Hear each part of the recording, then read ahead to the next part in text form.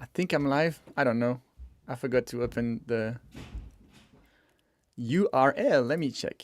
I know I'm live, but I gotta validate this. Live now. This is terrible. I don't know where the link is. Give me a second. How do I do this? Why do I not know how to stream? I have a thumb up already. Definitely live. All right. I'm gonna assume that I'm live. Here, that's how you do it. You just see my face, but I just need for the peace of mind to have that somewhere. And I'll mute it. All right, we're doing this. Hey everyone, bear with me while I struggle like anytime I go live streaming. I hope you're well. I'm well. I thought once I figure out how to get back to my screen, okay, I have the code. Yes, perfect. I thought I'm gonna show you my face at the start to tell you I'm not an AI bot with a voice generated, and then I'll switch to sharing my screen instead. How do I do this? I just press play and then realized I should have prepared, but I want to get better at not prepared, having stuff, the window open, the kids.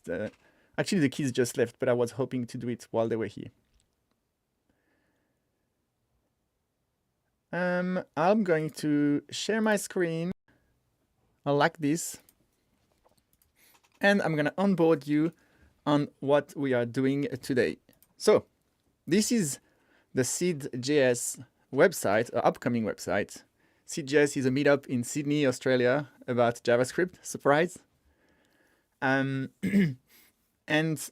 essentially, I built that yesterday with Tailwind, Keystatic, and Next.js, which is a pretty cool stack. And before I continue, I actually wanted to do that on a stream, but I did not. But I thought, you know what, I'm not on camera anymore, so I'll just turn the key lights that is frying my face at an alarming rate. That's better, even if you don't see the difference. I wanted to stream this, I did not, but I want to stream the rest of the process. So some context. This is the Figma composition for the SydJS. You only see the tip of the iceberg. This is the final. There was a lot of exploration in this project, as you can see. Some really interesting stuff. We ended up with this one, which is basically what you've built. Yesterday I did a screenshot of this and a screenshot of that, and it looks pretty close. But if you have an astute eye for detail, I've used the basic default colors of Tailwind for this gold, and for this, what is it? Indigo. It's close enough, but basically what I wanted to do, because even though it's an exploration and progression here, there's some information about things like typography and colors and icons and stuff like this. So what I thought, and I just had a chat with Chris, who designed this, this is definitely not something final. It's more like research, prototyping, whatever. But what I like is there's background colors, foreground colors, border colors. And right now, I'm going to show you the code in a second. I just have all the Tailwind colors enabled for everything. And I thought that'd be interesting to make a kind of like bespoke spin-off of Tailwind. Because Tailwind is not just a CSS framework, it's a CSS framework generator. So you can generate your own custom framework with exactly the colors. So not only are we going to map these colors, but we're going to try to say specific border colors and text colors and background colors. And then go and replace. So if I show you the code, which is the third part, I have most of the code living in index page. It's your typical Next.js and Tailwind CSS project. You can see there's nothing. I use the completely vanilla Tailwind config, I think, which is what I do in most of my projects because the colors are so good out of the box. Interesting fact is we have buttons here with quite a comprehensive set of props. And yesterday I took a mental snapshot of these prop definition, and I went to ChatGPT and say, hey, can you build a React component with Tailwind and TypeScript that kind of maps these? And it didn't give any style opinions to it, so it just did stuff that looked like garbage, but it had the majority of the work done for the props. API? AI, I guess, because it's built with AI. But it built me this button component with all these props. I kind of tweaked it a little bit afterwards, but I changed the way the styles are made because the styles were completely not here. But basically, this works really well. On the website, there's already, this is a button with the emphasis high and the highlight tone. And here's another button, and yeah, there's already a few happening. But again, these buttons, if we look at the code, they're using yellow 300 and stuff like this.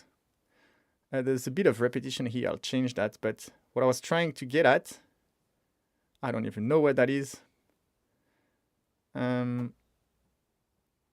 Whatever. Trust me, it's using the default colors. If I go to the upcoming event, featured event, you're going to see a bunch of colors that are hard-coded like BG yellow 300. And that's typically, that would be, what would that be? That would be our colors and this thing, which is definitely a different, unless I've lucked out, it's going to be different colors. So let's go in the Tailwind config file. Oh, before, I'm going to show you one more thing. There's not much happening, but because this stream is brought to you by Keystatic, I owe to show you the Keystatic setup. Nothing on the front end right now is using Keystatic, well, using the data that is in Keystatic, but I did create one person, which is me, and one talk, which is a test talk with some data. And you can see we have content types for events, talk, persons, sponsors, and some administration stuff like the site title, homepage. That might change, but it's basically text strings used only once. And so we're going to eventually use that content to put it to practice. If I go back to my front end, why did I have a little dog? That was cute. Did you see that? This is a little dog. Is that Next.js? I don't know what that is. I've never seen it. Yeah. So, for example, that and that could pull from Keystatic's title and site description and things like this. But before we do this, I want to do the styling tokens. So let's go in our tailwind.config file. You can see the only thing I do is add the Poppins font family. It's using a variable here because this is Next.js next font suggested implementation where you put the font through a CSS variable. Outside of that, I have a custom background image that I forgot why I did this. I don't know. There's probably a good reason. But yeah, there's no custom colors at all. So what we're going to do, and before I do this, I know I keep going in circle, but if I go in the index page and I go in any class and I start typing text dash, you will see that I have all the colors, gray, gray, gray, gray, red, blah, blah, blah, blah, blah, blah, blah. And the same for background and border, red. There's going to be all the reds. We never use red on the site. So I'm going to do a thing that I typically don't recommend to do because it's kind of drastic. But instead of extending the colors object, we're going to replace, because if you go colors here, whatever you put inside here will add to or override the colors that exist. I'm just showing you I can type without typos. But we don't want to add our highlight and accent here and still keep everything else. Most of the time I would keep everything because it's not a file size concern at all. We only generate the CSS that you're using with the just-in-time engine. It's more like a choice thing. If someone wants to use a BG yellow 300, but you present them with hundreds and hundreds of colors that they're like, oh, I don't know, is it amber, is it orange? Basically, we want to restrict the choice to make it feel a bit more bespoke. So I'm gonna delete that, and I'm gonna, instead of extending the colors object, I'm gonna go it here. So little do you know, or maybe you actually know, by doing just that line and saving, I have killed the website. I have wrecked the website. Let's look at the website, shall we? I'm a bit scared. I'm gonna refresh. Might need to start my server again. Oh no, that's an SVG. Yeah, so look, SVG is here because it has the hard-coded color, but everything is gonna be white now, except my SVG, because it has a hard-coded color. And basically, I've removed all the colors in Tailwind, all of them, which is not great, arguably. So if I try go here and go text red, there's nothing. There's no more colors at all for text background borders because I have explicitly said the colors are now an empty object. Make sense? So here now, we are going to bring our tokens. And I just realized I made like a 15-minute intro to say nothing. But I wanted you to have a bit of context in case you just airdrop into this project, which you do. So we have white, we have black, definitely. Let's add them as, let's add them in normal colors. White, let's go with FFF, and black. Just add, and I'm not gonna show you, but now if I went text dash, I would have white and black as the only two options. And then we definitely going to have these two, but now here's the question. Yes, they appear in foreground as well, but this is more for, I doubt that the text will ever be that color. Oh yes, it will actually. All right, so for these colors, because the buttons have it, so we want background and we want foreground. So we could do background and text, but it might also affect other things like the rings. It's not affecting borders and things like that. But you know what? Because they're the highlight colors, I'll enable them for everything. So here in colors, I'm gonna go highlight. And this is going to be the color. I need to bring back the tools. We want that one. Let's go hashtag YOLO, boom. And we're gonna have accent, which is going to be that one. Very nice. I can't tab. I have to use the side switch desktop. I thought I was fancy by having multiple desktops, and it's now biting me back. All right. So let's prove that we can do something with these. It's still all white, but I know that this featured event is using the highlight color. So we're gonna go in the code in featured events, and instead of our BG yellow, where is it? Did I remove? Oh, it was here. If I go Command Z, yeah. So instead of that, we're gonna ask for a highlight color because this is the highlight. And look at this. We've created 4 colors and they're here, and that's all we offered with. And the idea is to map all the existing colors until we have only the set of colors and font sizes and typography and stuff that's mapping the design. So Tailwind becomes this like, oh, it looks like it was designed explicitly for this project, because it is. So I'm going to go BG highlight. And now our card is going to be back to the color, but now it's the exact same color than we have in Figma. Look at this. What? Let's do the same for the past events. So I was talking with Chris before this stream. The colors are called highlight and accent, but really the intent, this might change because the intent is yellow is upcoming in the future. As soon as something becomes past, it's got this teal, indigo. I don't know why I say teal. It's indigo purpley color. So if you look, these are pages for upcoming events, yellow, and these are pages for past events, indigo. So we are saying maybe it should be, the colors should be past and future. But for now, they set to highlights and accent, so I'm going to go with that. And you can deal with it. So let's go in the past event here.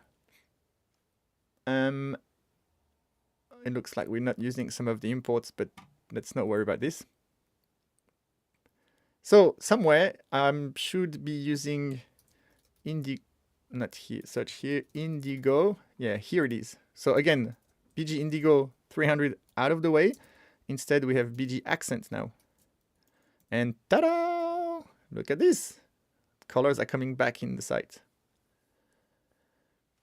So that is cool. What I wanted to show you, I don't know how or where I'm going to use it. So now this is interesting because I've butchered my buttons. But let's go fix that. What I wanted to show you is like I've enabled these two colors for everything. So you can use for background, border, ring, box shadow color, like everything in Tailwind. But some of them, it feels like with the intent of what I'm reading here is that these colors should be just for borders. So maybe we can try map that. But also, I feel like we were discussing with Chris, this is not it's not like a final.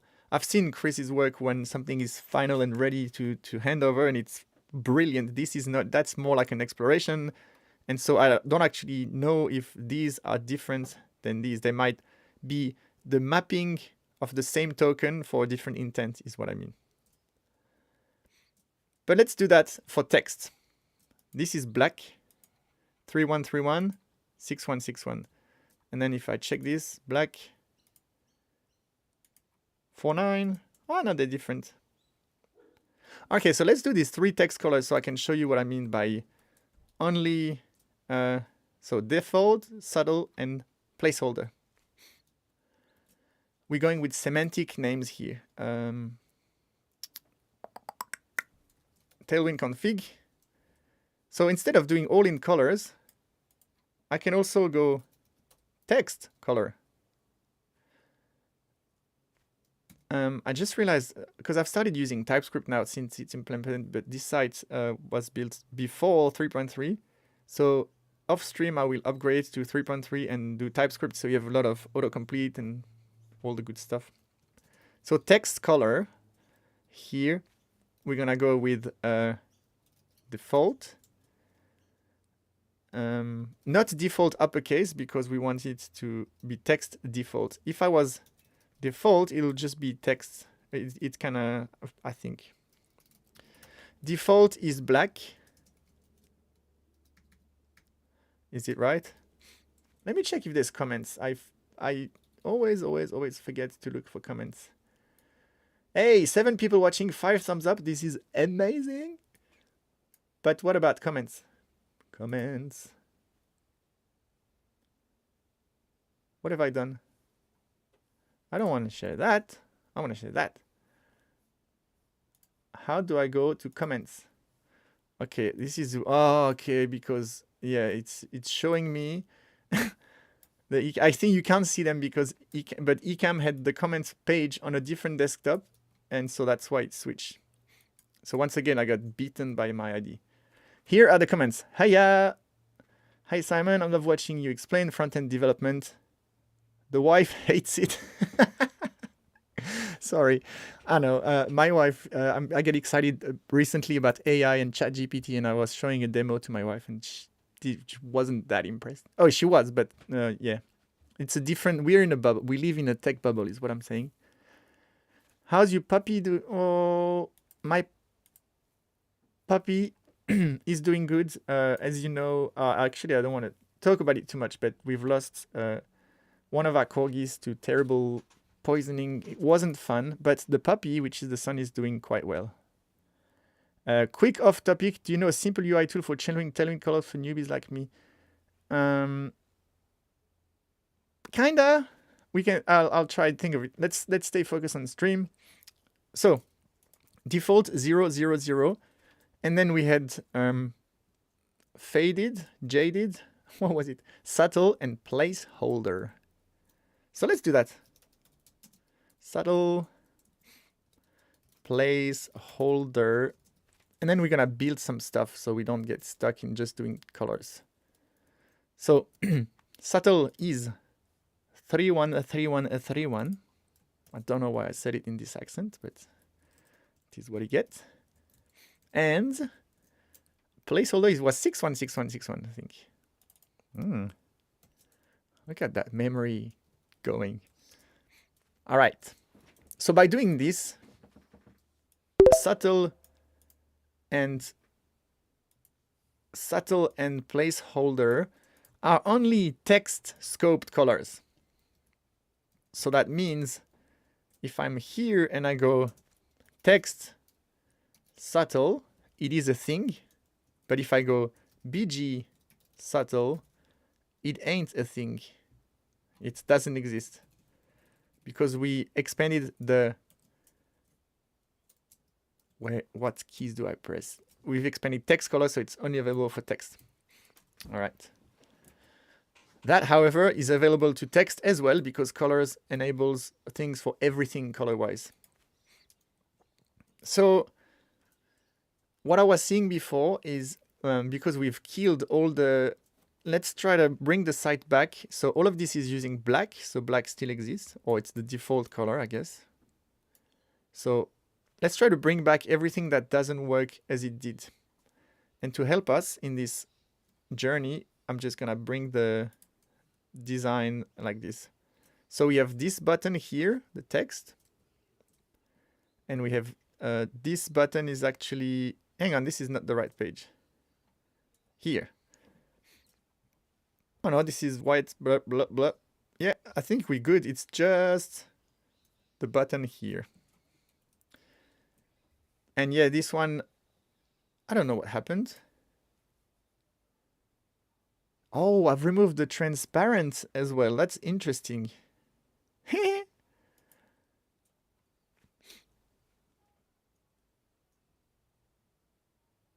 Did I kill the transparent?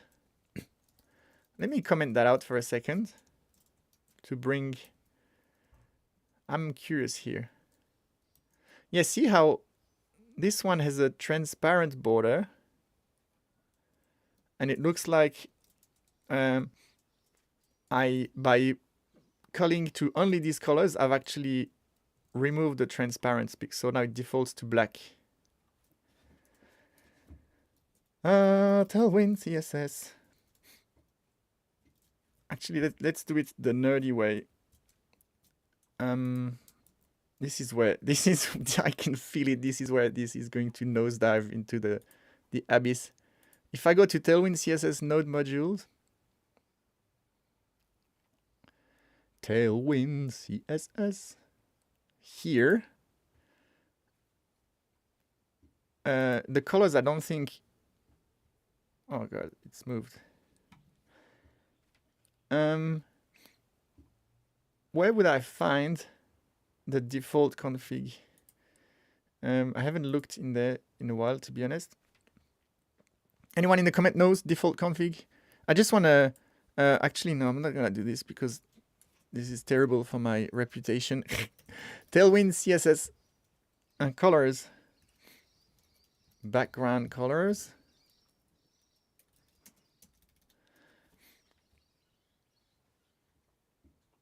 Is it literally transparent like this? I think we want to bring inherit, current, and transparent for all the colors because it's gonna affect the feel for the SVGs and the text and everything. So basically, yeah, see, then it's all the Tailwind colors that we removed, but we've recreated white and black, but we also probably want to recreate inherit, current, and transparent. I'm gonna copy these three, go in my Tailwind config file. And the only reason I picked up on that is that, like I said, this has lost the border transparent, which is it's telling me that there's a little problem. So let's go in Tailwind config, and I'll paste these 3 lines, and then we'll do multi-cursor. No, not that. Not that. No, oh my god. Okay, I'm gonna click because I know how to do with the click. I'm gonna keep that column and keep that as a string and put a comma and let Prettier do the job of arranging this. So now we've brought these transparent inherit, and let's put them at the top, shall we? It feels like that's the order they are in the default. So now we've got border transparent again working. So really, the only thing we need to fix is the buttons colors. So if we go to button, let's go find this yellow 300. Yellow 300, you know what? This, if I was smart while streaming, I would have gone yellow 300 and it tell me everywhere where I use yellow. It's literally one file, which is this one. And I would have gone find, replace everything with highlight. Although it does feel a bit dodgy to do this site-wide. But that should work. Go back to the Explorer. Okay, so text, highlight. Everything else is using black or derived of blacks, so we're good. And the indigo, remember indigo 300 was what's called now accent. I don't know why. Oh yeah, because it's a nested object. I haven't figured out my Tailwind IntelliSense to. It used to work in nested object. It doesn't anymore, but I gotta probably tweak something. These tone classes are never used because I changed tone classes inside of the emphasis here, so we can get rid of that.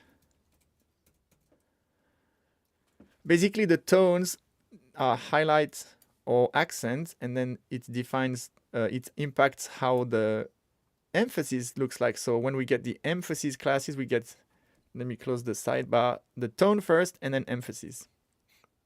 So I get all these classes together, and then if there's an icon, and if it's before, I put the icon before the children. It's whatever. It is what it is. ChatGPT did a bunch of that, and then I kind of worked on it. It works. And now I'm proud to show you that the button is going to work again on the front end. Isn't it? Did I save the file? Or did I just talk and not save? I did not save. Okay, now I is confused. What is going on? Da, da, da, da. Show me the styles. And I need to rework that because there's a lot of duplication here, but for now that works. Where is my accent? Oh, text accent, yeah. And text highlight. That's a thing, no? Text. It is not. Why? I'm tripping. BG accent is a thing. Text accent is not. Oh my god, I know why. Why? Because look at this. When I do text color, I reset everything, which means I also reset the colors here. So I think when you reset the colors, you kill because every other thing like text color inherits from the actual colors. So this one can move in extent, and I should have done that from the start. So if I extend the text colors, they will now inherit all of that plus that. They will not have the reds and indigos and purples because colors have been shrunk down to just that. So we should be good. So now my button is working. And I just want to verify for peace of mind, even if I know the answer, but I want to verify that I cannot have any reds. Text red is not a thing. The only things are the colors from the new colors object, which is that. Look at this. With the naming, it feels like a design system built for this Figma design. Does it not? Let's do a quick comment check. I need to have the comments at the foreground. I don't know why they keep going at the back. Yes, I know why, because I have another VS Code page. All right, comments. It was right. Just where you were. Okay. So, what should we do next? We've brought the colors back to there. I haven't mapped the border colors, but there's not really... I mean, the buttons use border colors. That's a border. That's black, definitely. I mean, I say definitely, but... yeah, it's black. Oh! Okay, I remember. So it's black, but 8% opacity. Or 8% transparency. It does look more like 92% opacity. No, no, that's the background, which is black at 10%. Yeah, okay. So it's 8%. And then the active one is what, 16%? Okay. So let's do something interesting here, because as a lazy developer, in the buttons, I've done 10 and 20%, thinking, it's good enough. Round numbers. But in fact, it's actually 8, but that's not going to work because it's not a value that exists. I could do that, 8% and 16%. That is going to work. But because we've done custom colors, why don't we do custom opacities too? Does it make sense? I don't even know if it makes sense. I'm not sure it does. But I'm trying to provide like a bespoke experience. And this is where you're going to see the amount of duplication that I will refactor at some point. There's a lot of duplication here. I mean, it's not that bad. So now if we've done that correctly, the hover here is only 8% black. Let's inspect and verify.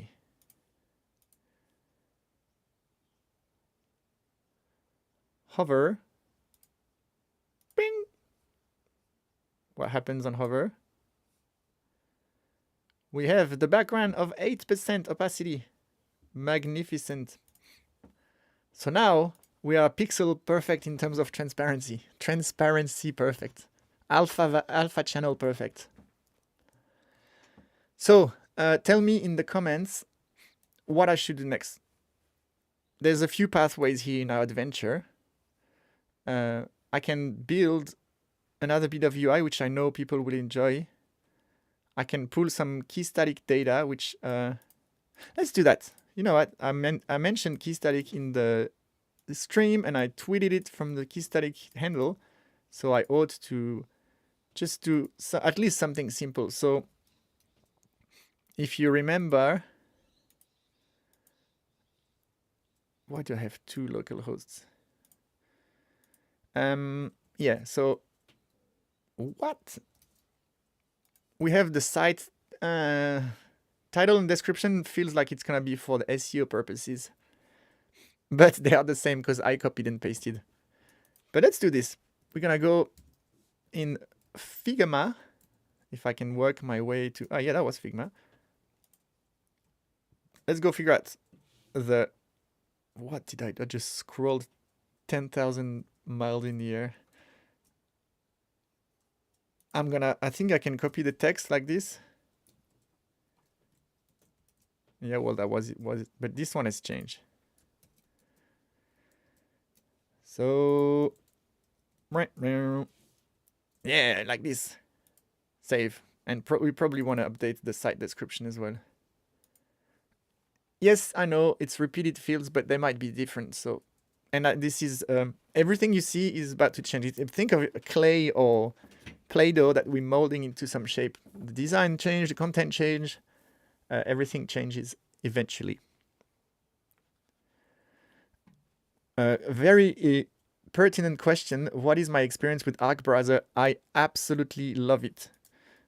Something I don't do here because of the small screen real estate I use for streaming, so you can read the font. But typically I would just go, not that. I would bring them side by side like this. When I have more real estate, I love to have 2 or even 3 split windows. That's super handy. So I can change the thing here and I can see the results. I just love, if I want to take a screen capture, I go screen capture, full page, takes a screenshot. There's a lot of cool stuff that happen. And then if I want to unsplit them, I just split them again. So Arc is amazing. I use Arc for everything, and it just, I've put full screen here, but even if you have the edges, it looks really nice in videos or screenshots. That's cool. So this is a singleton called admin, and then we have homepage title and homepage description. I don't think I've done any Keystatic in this site to this point. So now is as good as the time. I'm gonna go to the index page, and yeah, let's do that. Keystatic has a reader API to read from the file system, and by file system I mean I told, if I open the Keystatic config file here where we define everything, we've defined events collection, and see I said go to source content events. So if I go bloody node modules, if I go src content events, there is none because we haven't created one. But if I now go here and go to events and I add a new event called live stream with Simon, this can always go 2 ways, great or not great. And what are these items? I should rename. Okay, so see, now we can do some, it says items, but really it's speakers. So it's really not a great UX, but fear not, or maybe fear. Speakers here, I've done an array of relationship filled with the speaker stuff, but I haven't passed any label speakers. And then item label, yeah, let's go with that. Thanks for copying my own code. Basically, once we've selected a speaker, it's gonna use the name of the speaker in the little box next to it. So see, now it says speakers. Hot reload, still got my fields. So now I can add a speaker and I can select with the arrows or whatever. Don't tell me there's no, oh yeah, okay, speaker is required, but there's no speaker. Rabbit hole. Let's do, oh, there was a speaker. Is that a speaker? It's a person. Look at, cool person too. All right, let's start again. Live stream. Not this time, too long. Add speaker. Where is Simon? Oh, there it is. Okay. So now I've added Simon and it's using the item label that I've chose. And then what's the other item next? It is a talk. Let's do the same I'm literally, no, I'm not gonna copy that when I can use Copilot to just do it for me. Bang. Thank you, Copilot. Here's your $7. The talk is going to be something it should show. No, I'm sorry, I have an old version of Keystatic. Guarantee it's fixed in that. This is 2 week old and it's a long time in Keystatic world in terms of the speed of development. So I added one speaker, one talk. What's the next item? A sponsor. Okay, now I'm gonna get stuck because I don't think there's a sponsor. Let's cancel. Actually, if I don't add any sponsor, it's fine. It's only required if you try to add it, because you can't select a sponsor and not add it. But if I cancel, this is not a required field, but each instance of it in the array field is required. That's what happens. Let's do the date. Friday, 28th of April. Location. Straya, mate. Video URL. We don't have a video yet, but you can. Anyway, this is irrelevant because we didn't implement any of the front end for this. Let's go that. This is a thing that's true in life. If you want something good and fast, it's not gonna be cheap, etc. Very good. Let's go. So I'm gonna create this. So remember, we put events in src content/events. Why can't I say? Oh. That's my fault. I've set the fields wrong. The URL is always gonna be required because it's invalid. I should have a field text or something. There we go. So we've created our post. So now I have a new events folder. And I have this YAML file with all the data that I've put, Striamate. And then the image has come into this folder here separately. And you can customize if you want a JSON file or markdoc with a YAML front matter. There's a lot of options in Keystatic. I keep getting sidetracked. What was I actually doing? Oh yes, I was showing you that we have all these people, the content. I was showing you I've done collections for events, talks, persons, sponsors, and now we have singletons, which is, instead of a collection, is just a one thing. And I've done this admin, and I said go to src content admin. So when I say Keystatic has a reader API, it's to read from the file system, and we're gonna read from that file. src content admin. Admin being the slug name for the singleton called admin. So let's do that. First, let's say hi to Nathan, which is a colleague of mine, I think, Mil. Hope you're well. Congratulations, buddy. What is your experience with Arc browser? It is great. It is very, very, very great.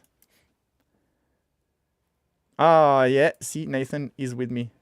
You gotta try. The only thing that you'll hear people say is that the tabs are on the left. I want them on the top, but it's a brain thing that takes a couple of days to get used to. Once you get past that, there's not many. I mean, to each their own, but it brings a lot of goodness without really taking away anything. And it's Chrome, so you have access to all the Chrome plugins and whatever. So let's do this. We're gonna go in our homepage. We are in our homepage. And we're gonna read from the file system. I need two things from, I can't handle if I have local packages imported after npm packages, no remote third party, whatever. Woof. Here goes the dog. Hey! Hey! Give me 1 second, I'll be back. Give me some elevator music. No? Hey!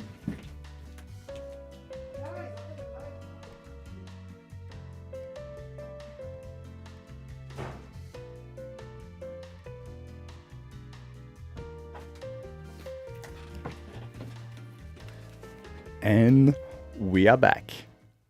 Apologies, a dog walked in our street, which apparently is not permitted by not just my dogs, but any dog in the street is disagreeing right now. Am I still live? When I don't, yes, I am. When I don't see my face or any, yeah, I'm live. Live and breathing and pumping, and there's 3 people watching. Cool. All right. I've imported stuff here. So look at this. Import from Keystatic has core and next. Next is to just embed the admin UI pages on next, but most of the stuff happens in core.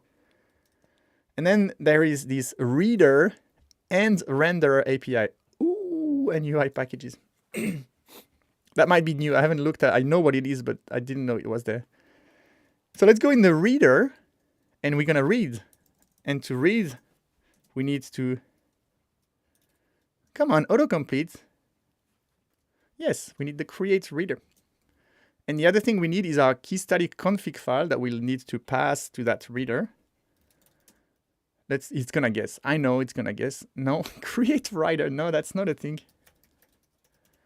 I want Keystatic config from my config file, which is where we define the schemas. Right? It's got a size, hey, but this is server stuff. It's not going to the browser. All right, so let's go. I'm going to create a reader, pass it the Keystatic config. But this is server-side code only.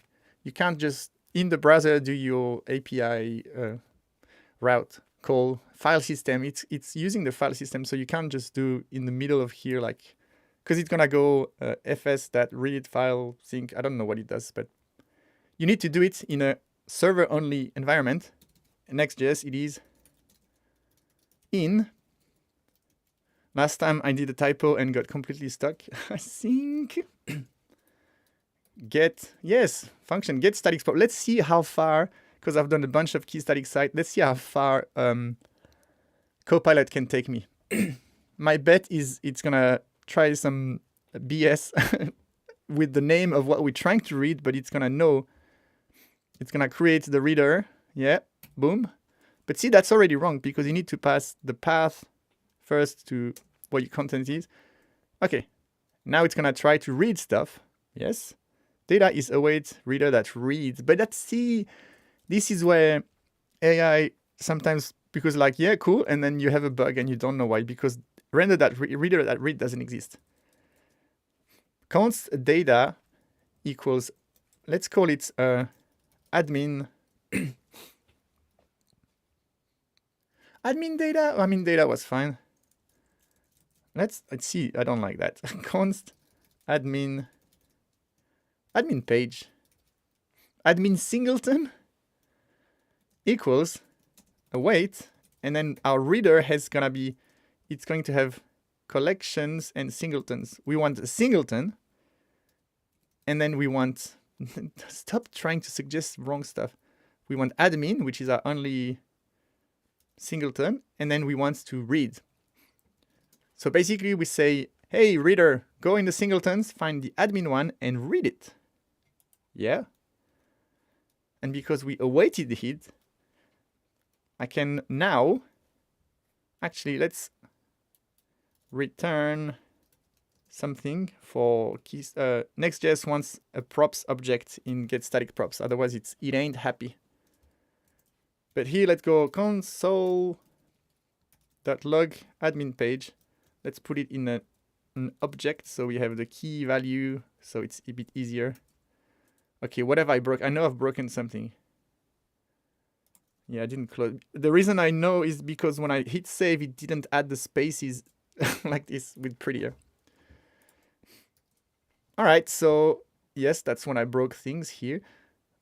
So let's visit the home page. Where is it? Here. I'm gonna refresh that. It's gonna go in the console of Keystatic, of the terminal, because it's server code, it's not in the browser. So look at this. Admin page is my site title, site description. It works. Perfect. So here in our props, we can site title. And you guess the next one, please. Come on.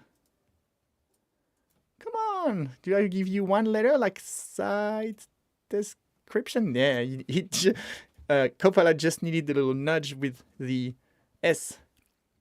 Let me remove the console log. So now we return. Why is it red? Because it can be, oh, it can be null. So do I have to go like this? Yeah. So we reading from our file system, we're getting the admin pages and then returning a props object with these two. So now our function here can receive these props.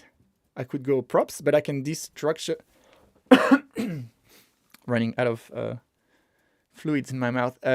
Site title and site description.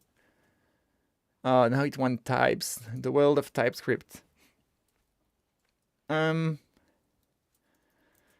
Yes, okay, let's do this. Well, I mean, if Copilot's gonna do it, I'm not gonna complain. What is wrong now?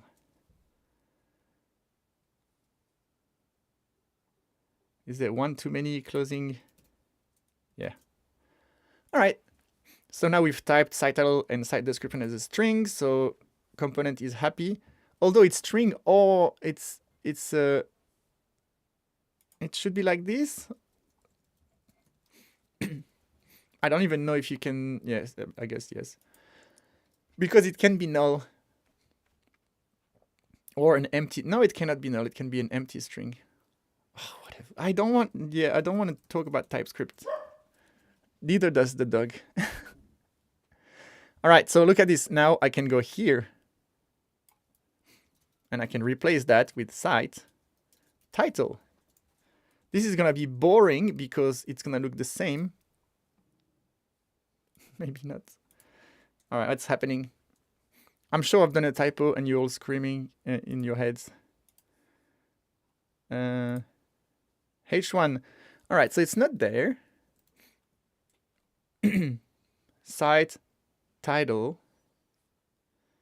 which I pass admin page dot site title.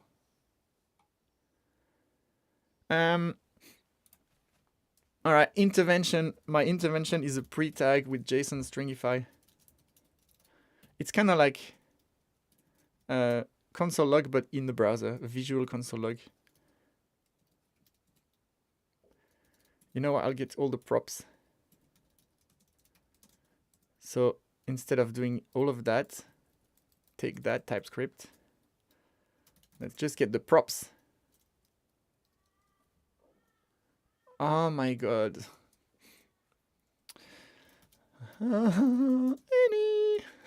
Sorry, Matt Pocock. I promise I will fix it.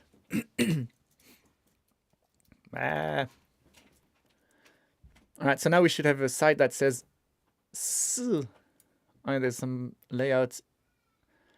So the props object is empty. Why? We are reading this. Return props. Admin page. Can I? What am I doing wrong?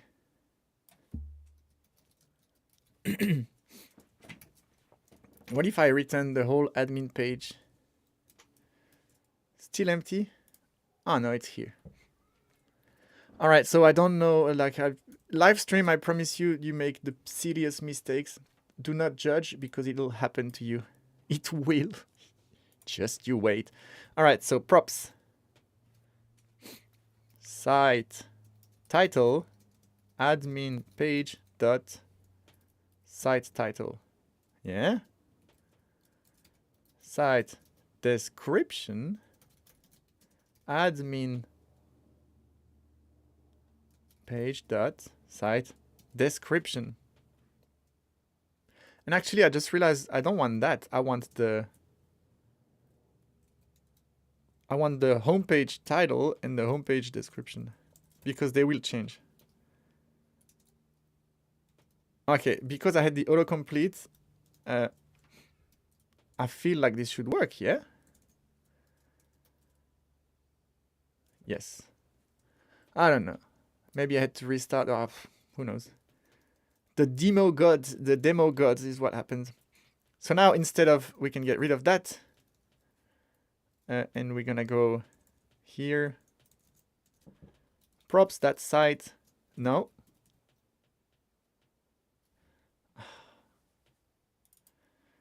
I've named something and changed the name, which is very weird. Let's go like that. And here it's props that home page title. Maybe what happens is it's behind the image because I don't know what's happening. Because I'm terrible at coding, and now you all know. Let's try here. Props that home page description. No, there's definitely something fishy. Okay, refresh the page is the solution. I'll take this. All right, so look at this. Now this is coming. This is, every time I do a demo, it's such an anticlimax because I just mess it up. But woo! If I save that and change it, and I refresh, look at this. It is working from Keystatic. So, yay! We've got Keystatic content happening in the front end, which is awesome. And when no, not save that one. Did it save? I guess so. Yes, it did. So,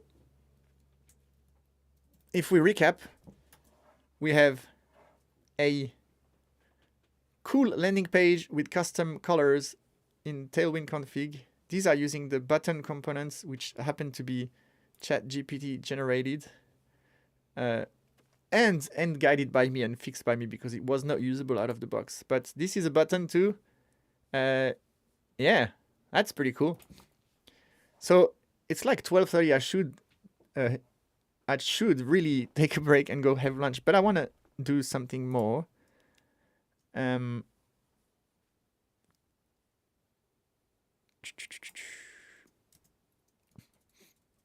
Basically, I've done that.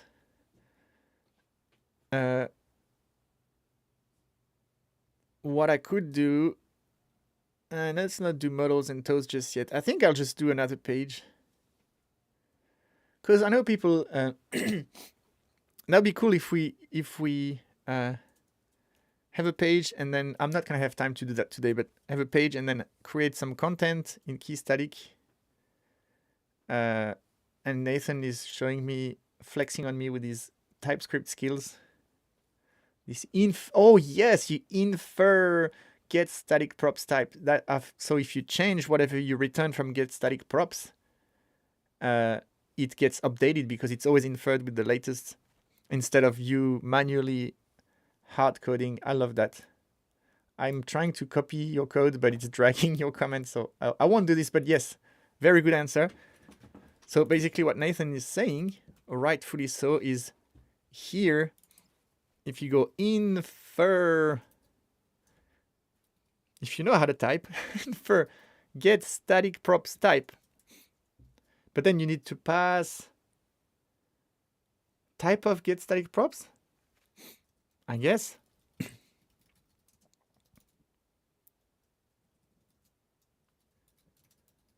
Like this.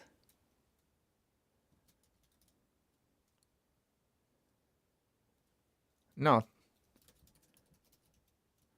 I was typing while looking at the live stream delayed and it tripped me out. Okay, I don't know if it's red or blue. It's red. Requires one argument. Isn't that the argument? Props. Infer get static props. Type of get static props. Yes. Oh, it's blue now. It was just like delayed gratification of the success. So now if I add stuff foo bar in string and I save, if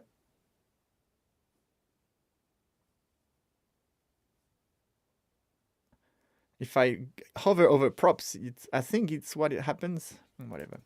Anyway, this binds, it infers that, or basically that, which is very cool. Thanks, Nathan. You know your stuff. Yeah, so I was thinking maybe design a page and add a few talks and then try to render them here. If we style it, although Tailwind is very fast and I'm very fast with Tailwind, except when I live stream, I think it'd be cool to try to display a bunch of... so this page is going to be /events. There must be an events list somewhere.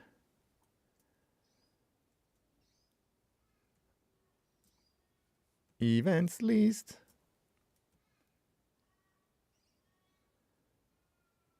That's a detail for one event. And there you go, all events. Okay, so yeah, that's the remember, upcoming is yellow, past is accent. I'm gonna say. I was gonna say teal, but it's not teal. Oh, and then there's an about page. So this is a bit boring in a sense that I already have the upcoming events. So I would just like basically use the components that I built for the first page. So let's do that one. And then it has different states, like is there a video? Remember the video field? Well, if you fill it, this is what happens. And then each talk can have a video as well. And if it's in the past, it changes color. All right, so I think this template gets us to everything we need, and then we can do the logic. All right, so let's create a, I'll do a static page. We go /events, and then we're gonna make just a template, but then this is gonna be the slug dynamic route.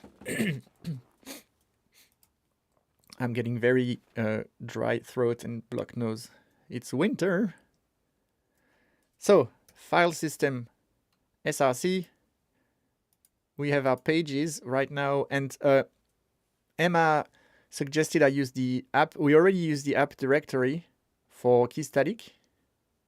So I should use app directory for everything instead of pages, so I can have all the nice stuff, the nested layouts and the page metadata and all the good stuff that Next.js is implementing. I just went with the default starter and wanted to prototype rather than get stuck in reading docs, so I did that, but it's a good idea. Let me drink a bit of water. That's also a good idea.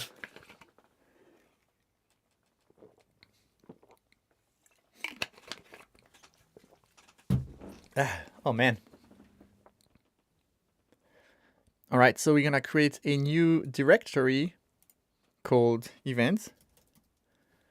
And in there, what do we want? We want an index, which is gonna be the list of all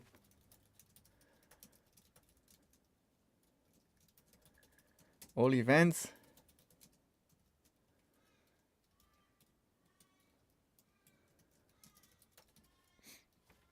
All events.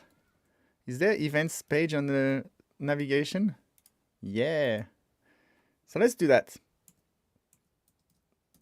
I'll go in navigation.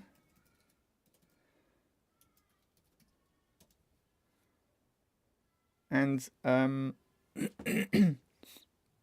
actually, instead of doing Tailwind first and then Keystatic, we might do Keystatic first and then Tailwind.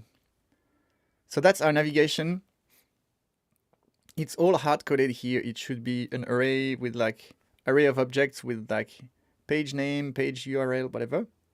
But let's go to /events here. And /about, which is going to go to a 404 page because we don't have a template for it. But now if I go to about, we get a 404. And if I go to events, oh, look at this hover. That should have started the stream with that. If I go to events, we're going to have our all events page, which is fantastic. You can see the layout uses the header and the footer. I should just make sure with the flex or grid that it's at least 1 FR, so it pushes it down. That's in the to-dos that I'm not gonna do now.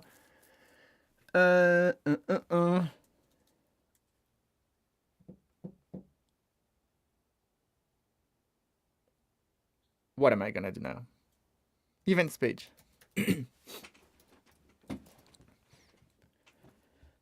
The index, right? So let's try this. Let's try get data from Keystatic. We know there's one event because I created one. Import. I'm gonna go faster this time. Create reader from. Can you complete? Not keys. No, close though. Core / reader.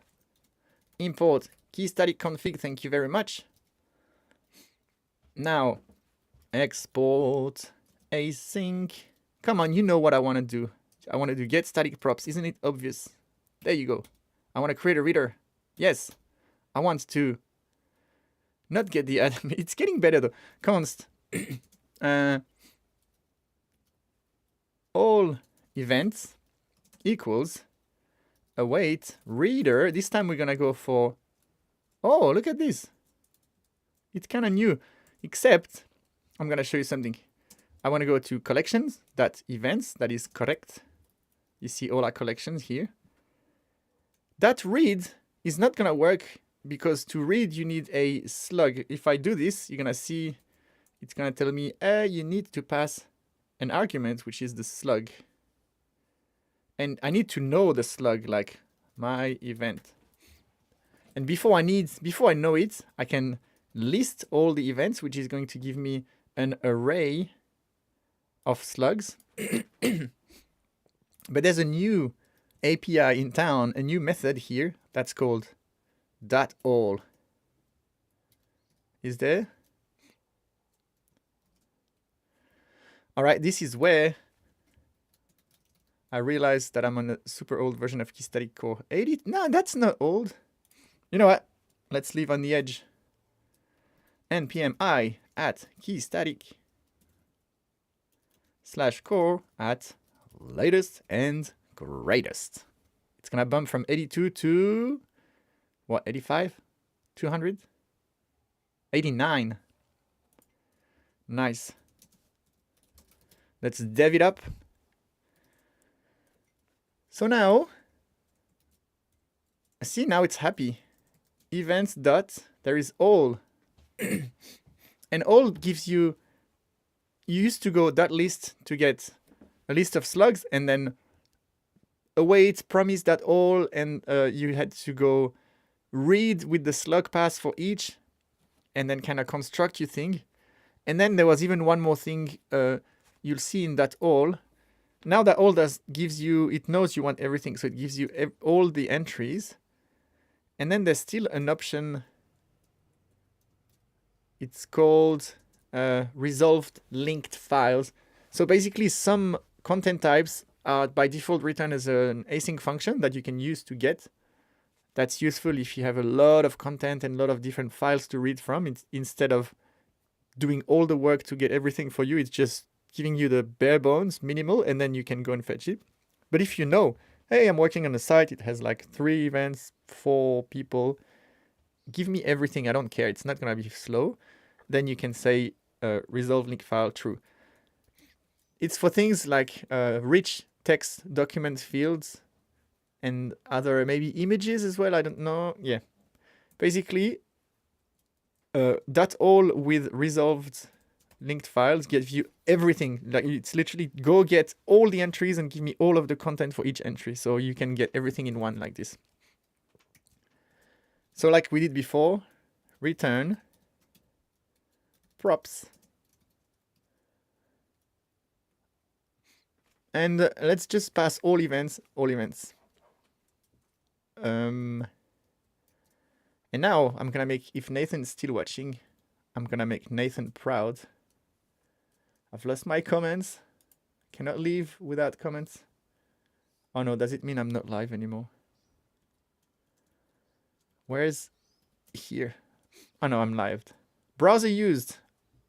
We had a chat about this. I'm using Arc browser from the browser company. Justin says, I hope Simon recorded this on Twitter and I get live. Yeah.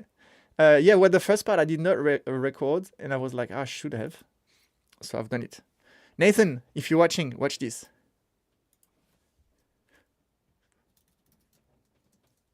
Infer. Oh, it's gonna guess it for me. I was gonna do that, promise. Infer, get static props. So why is it red? Do I just have to wait for a little bit? Export default all event props. Infer, get static props type of get static props. That's, I swear that's what I used before. Oh no, not dog. Props. Oh, it's a capital I. See, AI, man. It tricks you into thinking that everything is faster, but then it just drops a little Easter egg mistake for you. Is that what it was? Okay, I'm gonna do it manually. No, I'm not listening. Infer. I trust this one, the autocomplete, but not the copilot.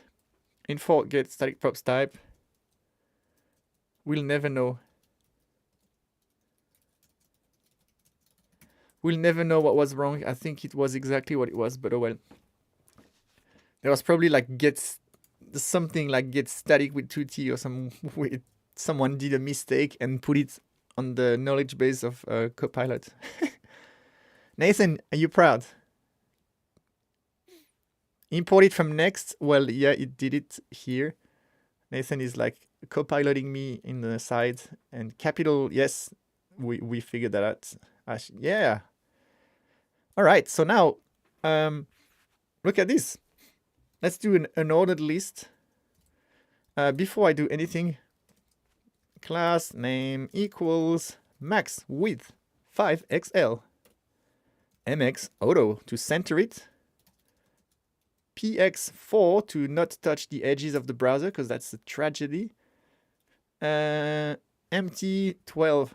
I'm just YOLOing it, but I have some sort of internal consistency with myself. Let's look at what I did on the homepage to see that it's...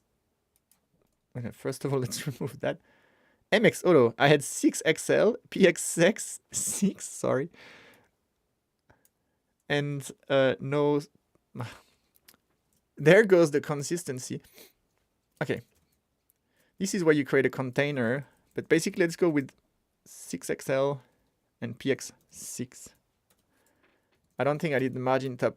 Let's go look at our page.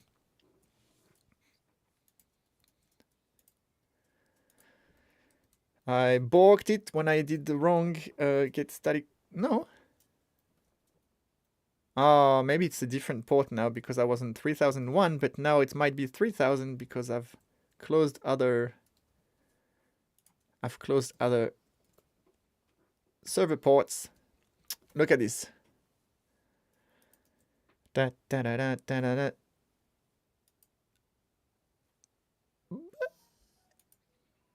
I'm pretty sure I'm in the module. Oh, all right. This is a TSX file. Export async function get static props. Blah, blah, blah. I forgot to close that. Is that what it was? Yes. No, dogs, come on. All right, so look, now I have the nice aligned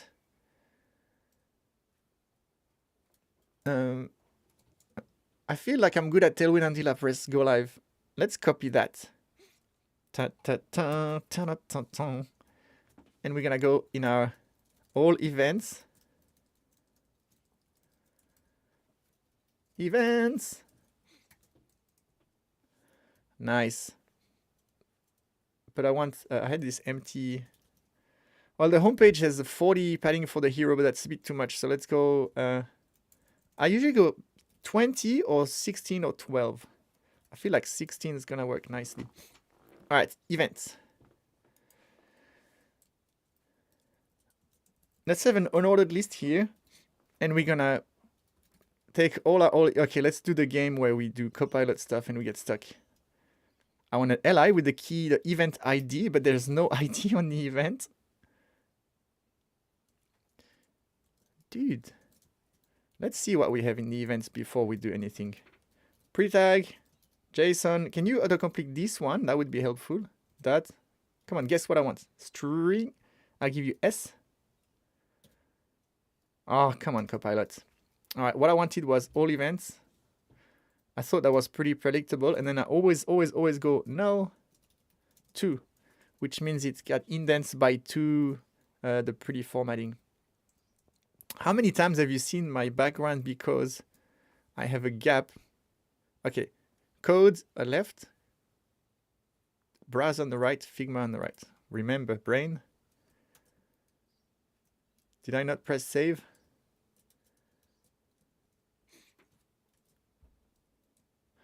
It's not all events. It's what am I doing with the uppercase A? Okay, so here's our all events. You can see we have a slug, and then the entry. Oh, that is new. I don't remember it going inside entry. I think it was flattened slug and then that, but maybe, oh, maybe no, it's the dot all, because usually you do dot read and you only get that as the return, but because it's all, there is a slug key and then the entry. So you have name, descriptions, speakers, talks, blah, blah, blah. And you can see that for the relationships, it gives you just the slug. So I would have to go with the reader. I would have to go reader, that collections, that talks, that read, and pass this as a slug, and it would give me the actual data for the talk. And the same for the speaker assignment.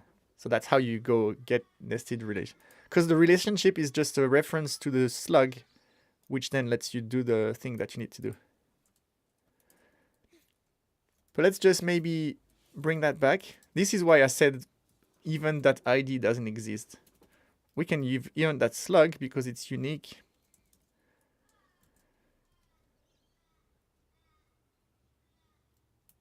Yeah.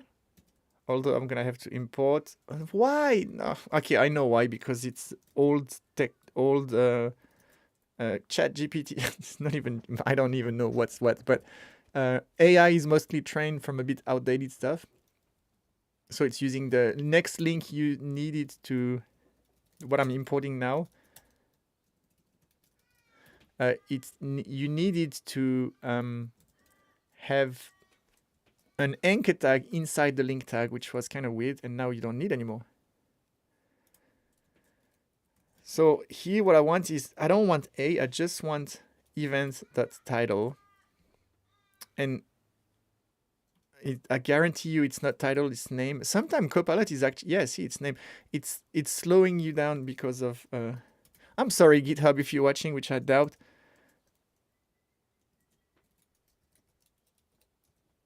Yeah, that's more useful. Even entry that name. Let's go H2, wrap that in. Why is prettier not formatting? What have I done wrong? It's missing a parenthesis. And that apparently, oh no, oh no. Oh no, I've entered the irreversible battle of figuring out what, okay. Parentheses, open 1, 2. We're still at 2 to close. Oh, the LI. I was too preoccupied with the curlies and roundies order. So look at this. Live stream. This looks like nothing impressive. I'll keep that in the pocket because we might use it. But then let's go p tag event. You know what I could do here? Because no. I'll do that.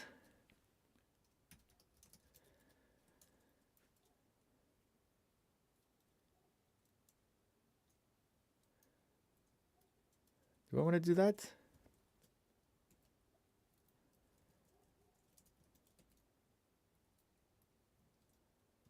So I don't have to drill down. Yeah, so entry, there's description. And now it's gonna look meh because it's just broken. Oh, I clicked on it. No, I don't want to go to the, I want an events page. Yeah, I want into. So see that looks really meh. But the magic of Tailwind is to add a bit of classes. Class name empty.4-4 to get a space. And then our H2, we're gonna go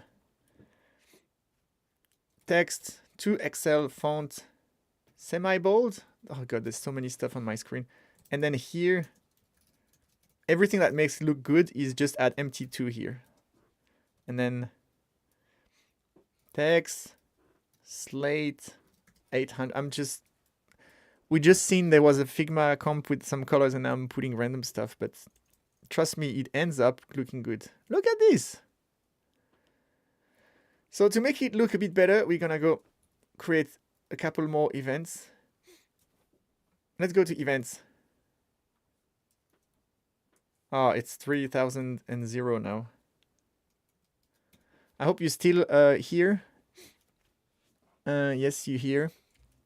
I don't know if you hear, but I know people in the US and stuff. If you're watching, you're gonna go to bed soon. So this is how you skip lunch break, people. I'm good at it. Building the new SydJS website with Keystatic. Let's regenerate the slug. Description. All right. This needs to be my de facto. I don't want to write any copy by hand anymore. Give me 2 paragraphs about a meetup talk where I live stream the build of a website with Next, Tailwind, CSS, and Keystatic. It will have no idea what Keystatic is. But let's watch it make up some stuff.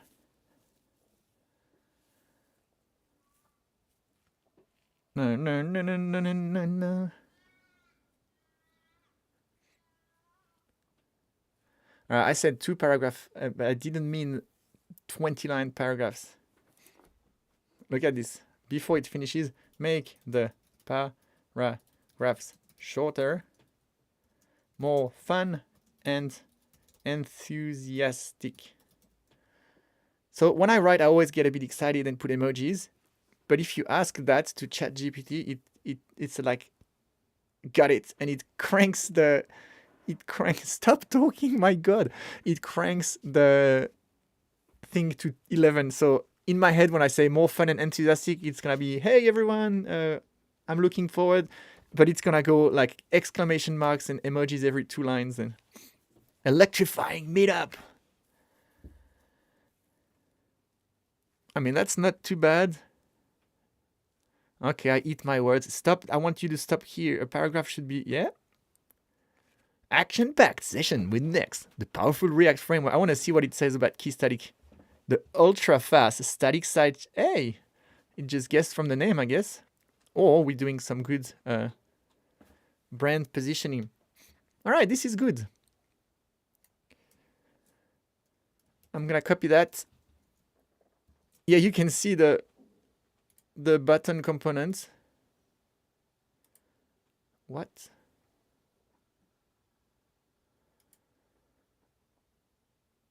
I literally say, no, I didn't say that. I said build a component that has all these props. I've made a video of this and it built the thing we're using in the Keystatic site, the SydJS site. That was cool.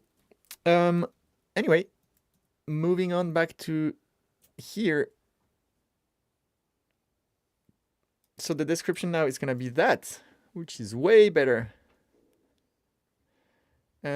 We can save the rest.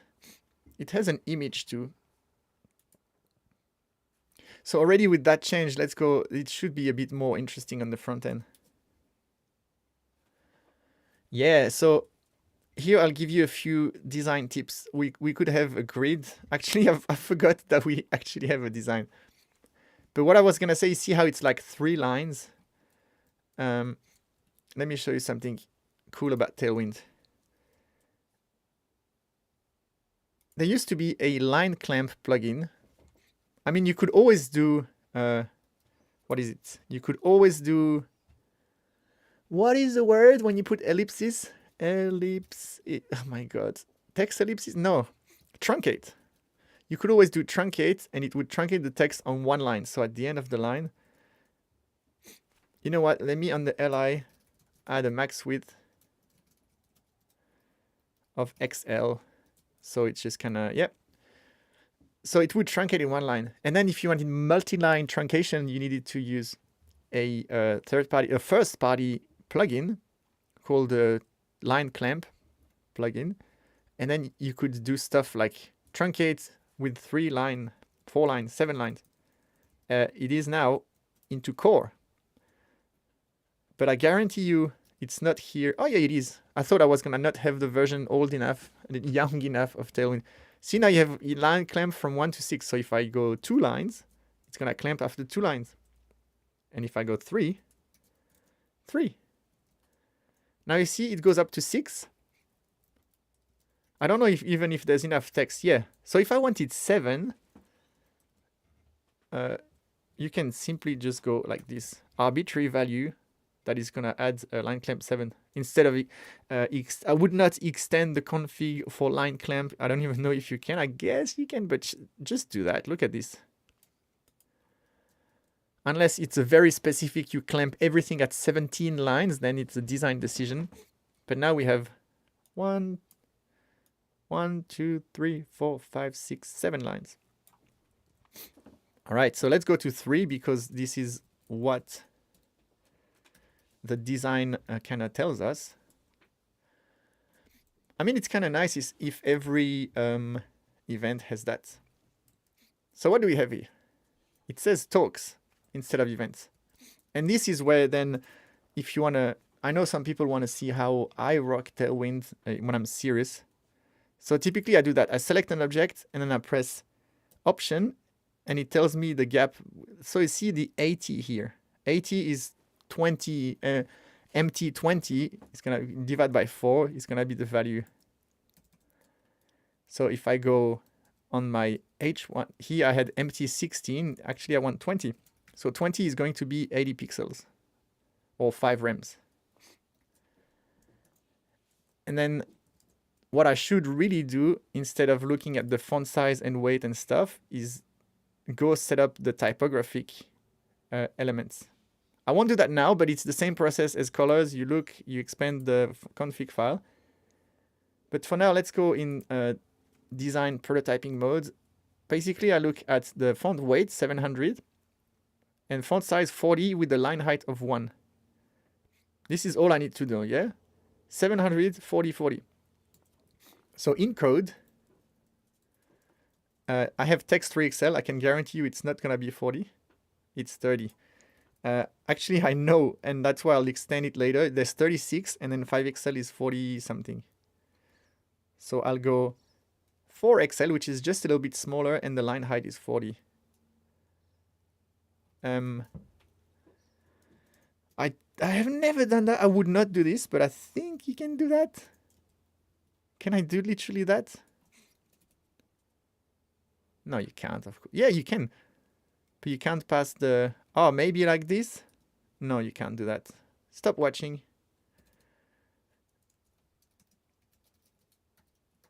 So you could do that. Font size 40 pixels, letting none, which is line height. I would not do that. Let's go 4XL for now and call it a almost good enough. But now you see how the max width container is shorter.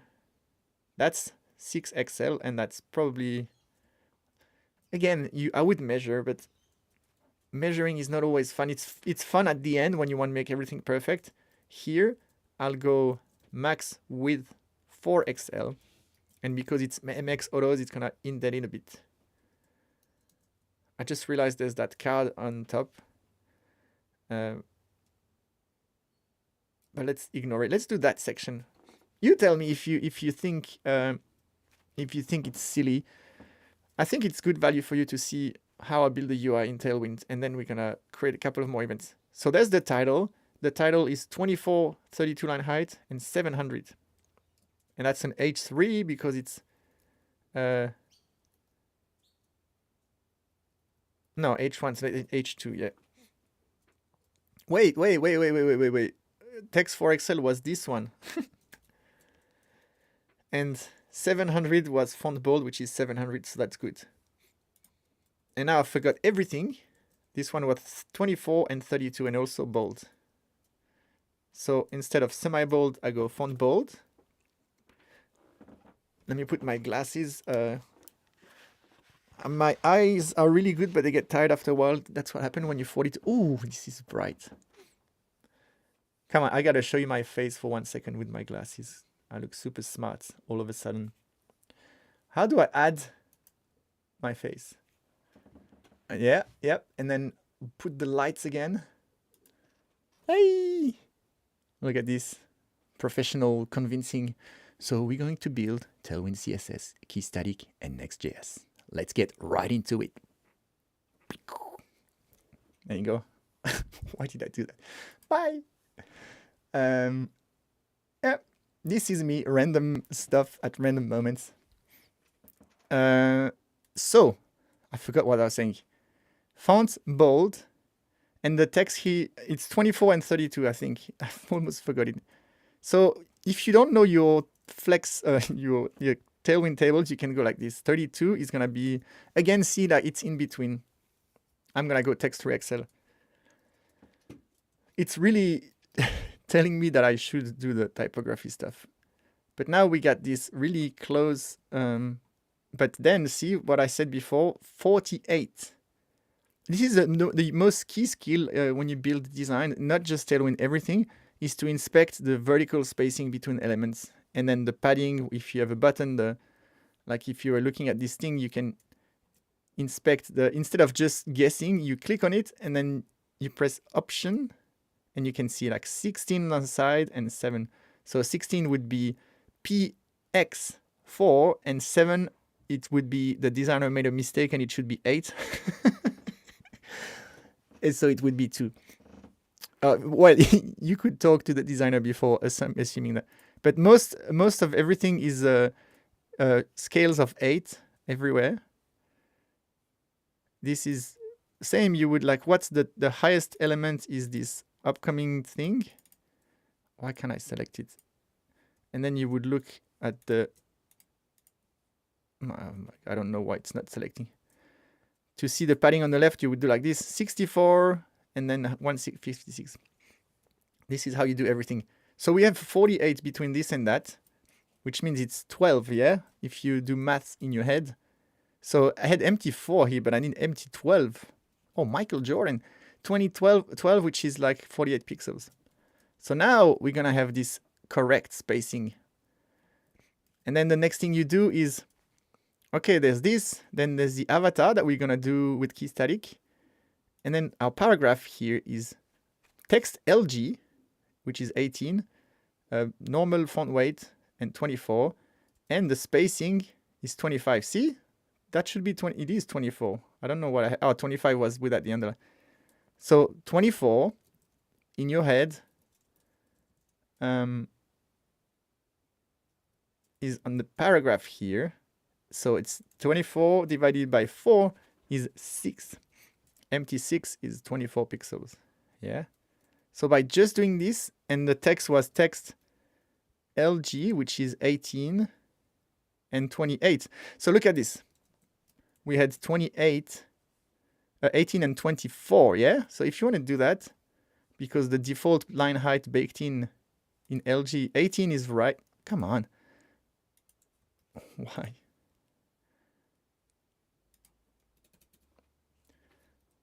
Because I had text. So see how it's 18 but 28. So you used to have to do leading, and then you can choose your line height of 28, which is 7. But because it's such a common combination, or you want to do this too, there's a new shorthand in the Tailwind 3.3. You go slash, and then you can pass the line height. Look at this. So we want 28, so it's 7. No, we want 24, so it's 6. So LG 6, now we have the exact right font size and line height in one class. And the font weight is 400. This is me making stuff up. And also TextSlate 800 doesn't exist because we killed that color. What is the color here? Yeah, it's the black one. So look at this. This is now looking, just by doing the space, it looks way nicer, even if we're not really doing exactly. But if you're capable of applying font sizes and line height and spacing very precisely, you'll go from like, yeah, front-end developer that do nice stuff to when you implement something, it looks exactly like the design and the designers are like, oh my God, I love working with you. It's not hard. It's not hard to do the inspection and find the value for everything. And if you do it for everything, you're getting to a good place. Let me just create a second event so we can have 2 of them, and then we'll add the avatars. And I eventually will stop and have lunch, but I'm having fun here. I still don't know the order of my pages. So let's do another event before I spend wasteful time. Let's go to ChatGPT. Where was the assist with? Is that the one we just did? You can see I'm using GPT for everything. You know what?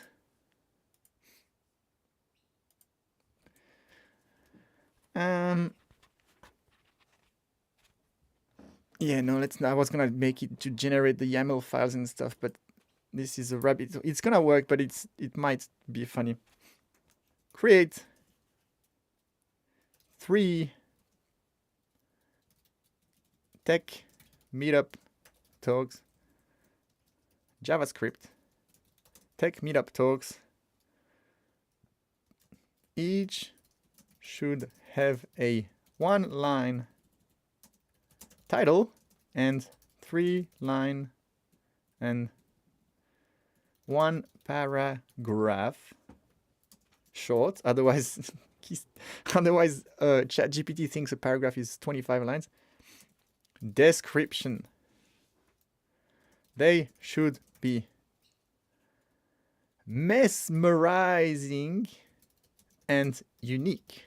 I don't know if it's how you spell it, but Holygraphy Unleashed. Yeah, look at this. So you know how much time just creating 2 posts that have some sort of like readable, enjoyable text would take?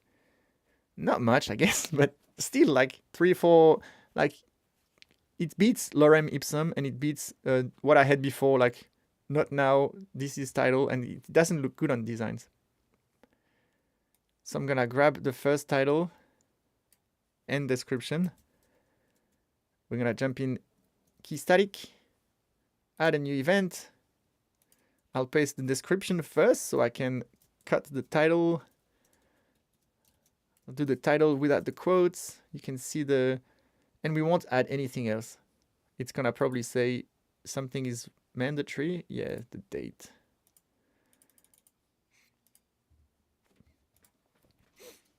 Oh, I gotta change this. You know what? While I'm here,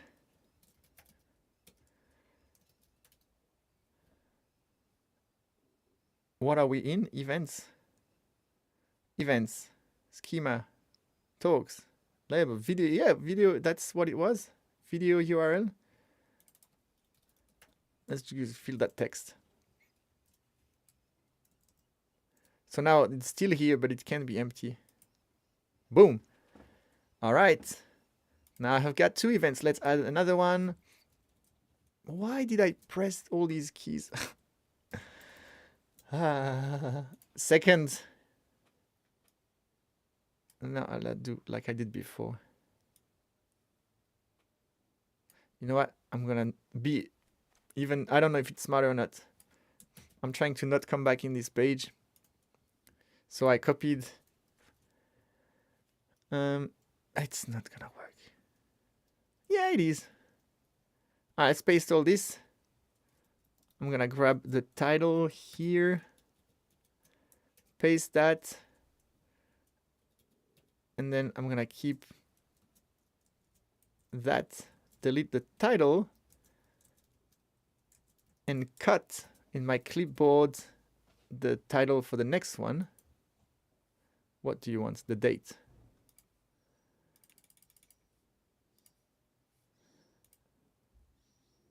And let's do one more. Yes, Doug, we do one more. Frisket. Ah, I don't mind one back when I have to get up, and that's annoying me. And it's usually just someone walking in the street. 1 minute. Oi! Isn't that good? You like me yelling in the microphone like this? Let's go Christmas. Ooh, Christmas holiday. Frisket, come here. Come here. Music. What's going on? Who knows? Who knows? I told you in the tweets that it was going to be chaos with school holiday. All right, so now look at this. We got 4 events.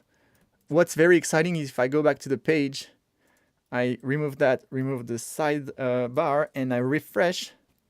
Bang! So you can see the obvious problem here. And it's the spacing, yeah? Yeah, you know now. And we want to inspect how much space there is between that and that. 72. Surprise, surprise, multiple of 8, I think. So in my UL here, you think you would put an empty top here, but then you would have to skip. So there's options. We can have a grid of 1 column with a gap. Actually, let's try that. Grid. If you just go grid, it's a 1 column grid, so it will stack. And then you go gap. What's 72, 36, 18, 14?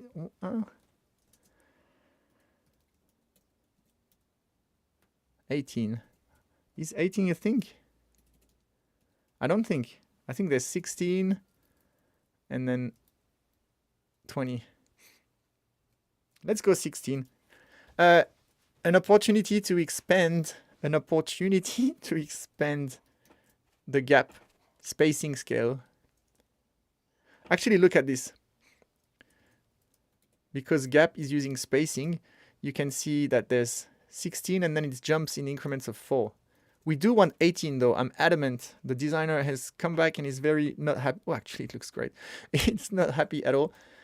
So, Tailwind config, theme, extend, spacing. Notice that what is space? Space between? Notice that we are extending this time. So I'm not wiping out all the values. I am just adding 18. Now the question is, I think you define them in rems. I don't know. Can you tell me, TypeScript? Can you guess? Copilot? No? Okay, so it's 72 pixels. 72 divided by 16 is gonna be 4.5 rem. But I don't know if the value is a string of 4.5 rem. I guess so. Or if it's a number. We shall find out. So I've added this. So now my gap scale, that's the power of Tailwind. You just configure it to do whatever you think it should do. So here, where am I? Past events, no. I want the events.index. So here now, gap dash, we should have 18 as well. Look at this. And it looks like it's the same 3.5, 4, so it worked. So we've created a custom gap that is now part of the scale for spacing, which means it's available for padding top 18, margin right 18, margin right 18. Yeah, that's super cool, super powerful. Just like when you add colors, it makes borders, background, shadow, colored shadows, ring utilities, spacing. There's a whole lot of things too. So now we have a grid with a gap of 18, which means the first one doesn't have the spot, but it's let me turn on the grid marks, grid lines here. This is a cool feature of DevTools. Firefox was a bit ahead of the curve, but if I click grid here, now you can see, yeah, look at this. That's our grid. This is the first line, first row, first column, whatever. These are grid lines, and you can see until the last one, and then it stops. And this is our gap here. So if you're targeting browsers that support grid, which is almost everything, that's pretty good. The other way, if you did not want to use CSS grid for some reason, is to use the space between Y for vertical, and I've also the 18 should affect that as well, the new value. And that does the same. So it adds a space between each except the first one. But conceptually, it's a much more tricky. If I go on the UL, you're gonna see it does this. I think it's the lobotomized owl selector or something. Basically, it adds a. Where is it? It adds a margin top to each child element except the first.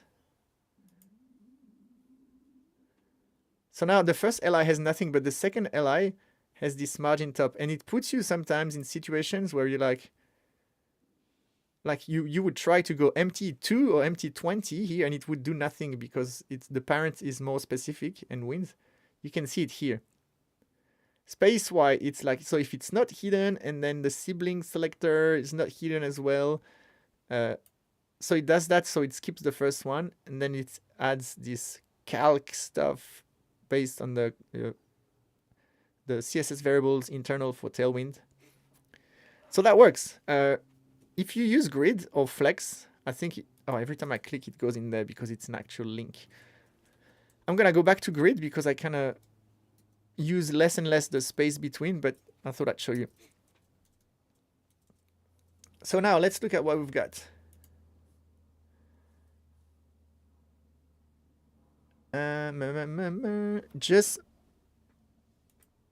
Yes, that's very important. Watching mistakes being made is better for learning than watch 100% perfect.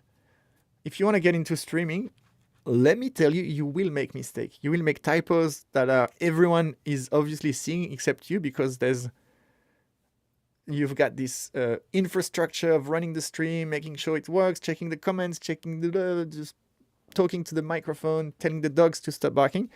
You will make mistakes. I do think it's fine. It's good to show that you're human. I'm definitely human. Yeah, good comment, Justin. Now, we've done that. We've chat GPT'd some content. This is cool. So the part that's missing is the author, and it's an array of authors, yeah? So let's create 2 authors. Well, let's create Lauren, Jordan, and Nathan.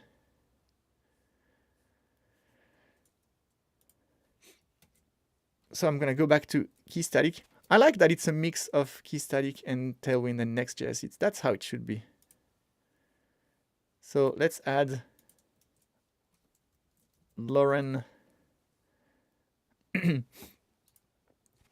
This, I don't know what to do with avatars. No. I don't want to just randomly pull out photos from my clipboard on live stream. Because that can be really awkward.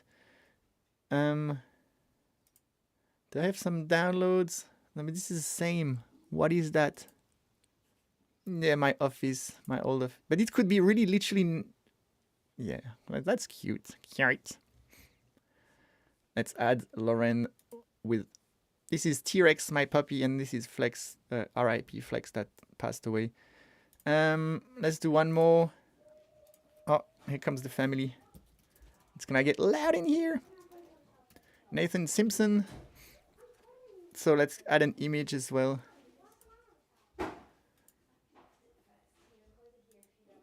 another photo. This is. So I'm just gonna close the door. All right. Whatever you hear in the background, no judgment. Create. Actually, that's enough. Sorry, Jordan. I know you really. Oh no, because Jordan loves dogs. We have to have Jordan over by with. I really hope that I'm spelling the names right. What dog are you, B? Oh, that is sad. So this were when Flex died, we checked these two into hospital straight away, like dog hospital, because if they were poisoned too, they would also die. So they put them in a little intravenous whatever, like a connected straight to the blood system. And if the poison showed some effect, they would instantly send. You can't remove the poison, but you can send stuff that makes them vomit and poop and hopefully get it out. So Jordan, that's what you get. Sorry. All right. So now I've got 3 authors. So let's go in events and we're going to start adding speakers. Oh, yeah, no, that's fine. So this one is going to be a talk co-hosted by, something is not right here. I'm probably making an obvious mistake.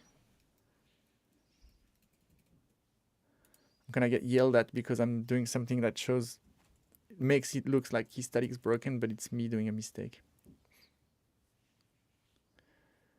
Add speakers. Nathan, I don't know why it's not showing. All right, this one is Nathan and me. Then the next one, that feels like something Lauren, who loves JavaScript. Now she's a UX designer, head of this very, very, very, very bright mind. I don't think she does a lot of JavaScript, but we're gonna make her do that talk. Lauren, bang. You've got this by yourself. You're an excellent speaker. Next event, let's do Jordan. And the final one, this is the grand finale. We're gonna have everyone. We're gonna have Simon. Let's try use just the keyboard. Bang. Nathan. Boom, boom, boom. Tab, tab. We're gonna have Lauren. Tab, tab, enter. And who's missing? Jordan? George. Bang, bang. 4 speakers. This is gonna break the UI, isn't it? All right. So if I bring back my JSON stringify for a sec, it looks good. Look at this. If I bring back, I clicked on it. What I want to do is bring the JSON stringify so I can show you the array of speakers. Maybe I should do the whole presentation with the Aussie accent. You know, it's not bad. It's pretty good. What do you reckon? So, yeah, look. Speakers, Lauren by herself, sorry. Yeah, Jordan. Nah, that's the talk where everyone's speaking together. So, remember we just get the slugs. So that's by itself a bit of a letdown because all we could do, if we go to Figma, between the title and the description, we have the author here.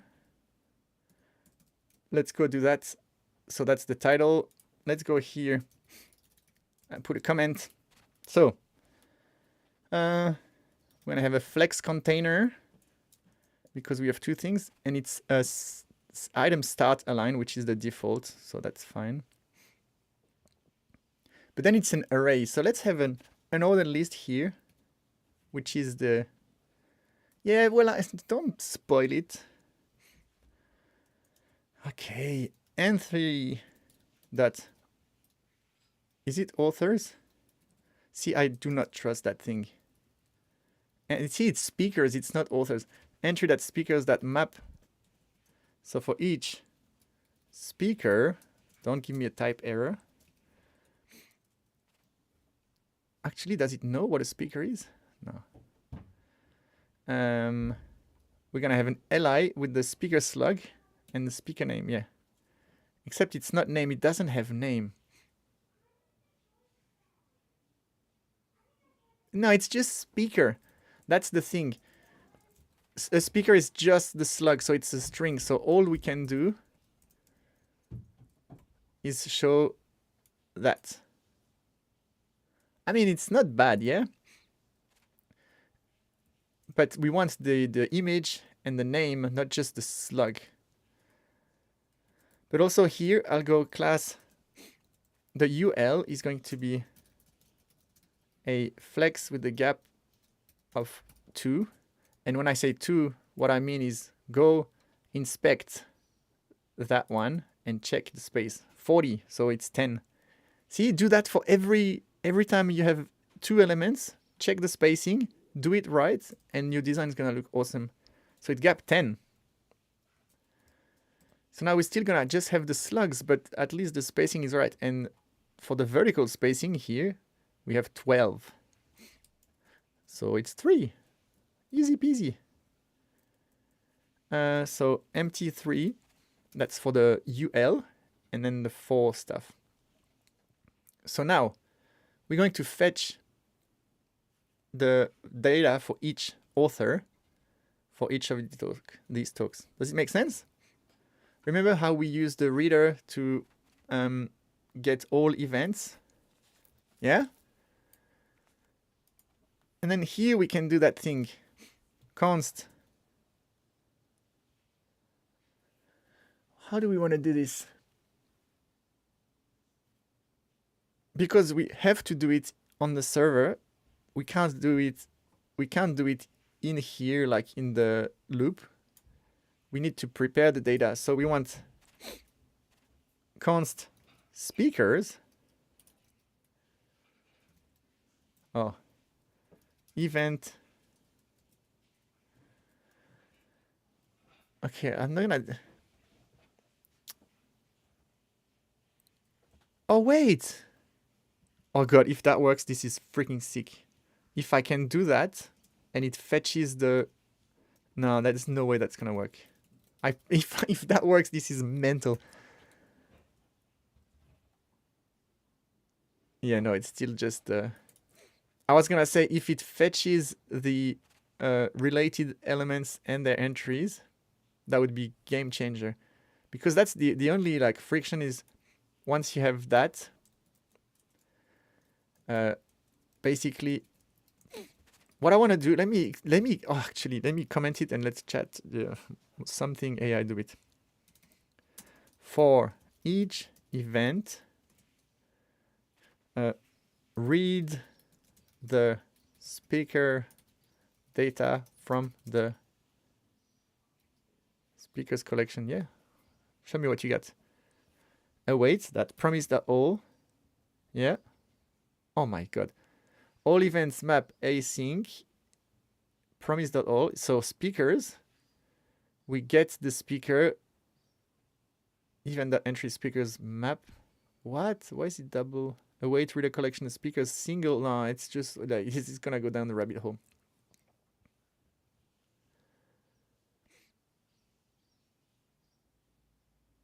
Yeah.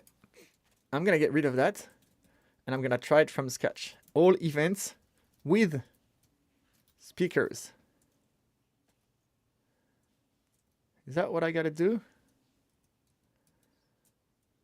Yeah, I have to, yeah. I guess so. Let's try that. So we're gonna await promise.all because we're gonna do a bunch of things. So the first thing we do is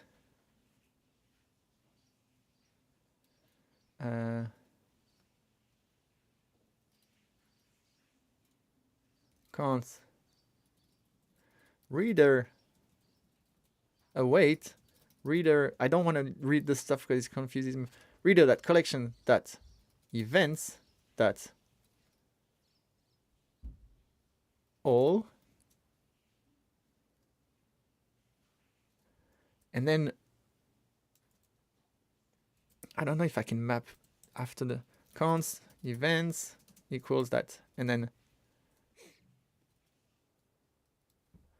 what am I doing wrong here?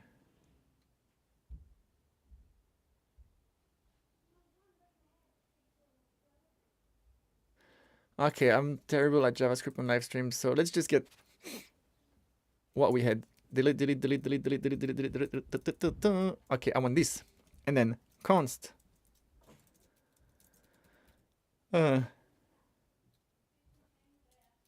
events with speakers.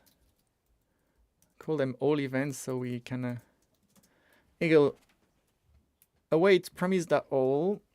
And here we're gonna go all events that map, and we're gonna have an async function, yes. And here, so the event is gonna have, look, if I console log, I don't need, like, I'm gonna have the event that speakers array, yeah? So I can go const speakers equals await.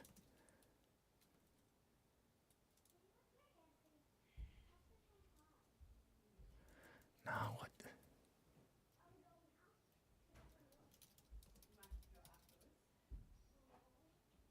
What am I doing? I'm just listening to my kids. Const speakers. We get all events. So each event has events that speakers, which is an array. So it's event that speakers. This is where live streaming is hard, especially with that food my tummy is making. Yes, that even that speakers that map async speaker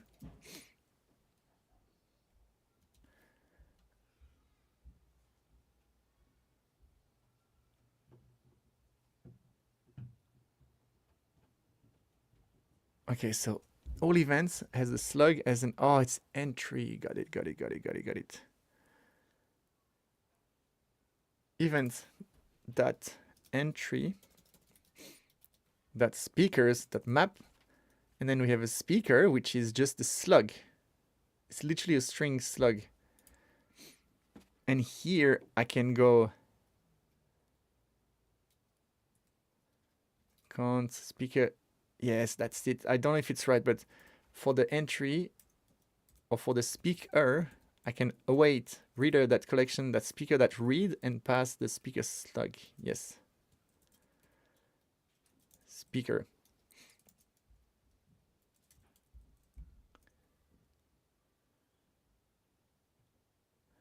Okay, that's terrible because the collection is called persons. That's an error that I made in creating, because persons can be speakers, or speakers can be admins or speakers or event managers.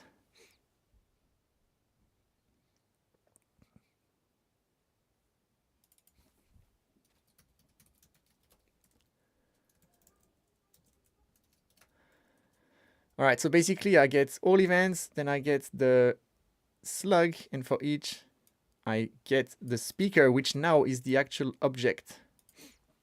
Return speaker. Can I hover it and see what it is? Yeah, see, it's the whole thing.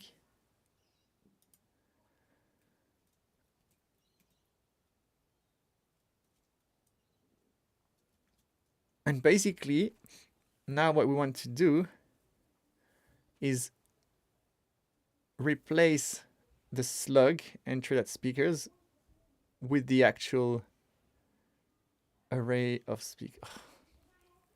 I'm so hungry, I'm struggling.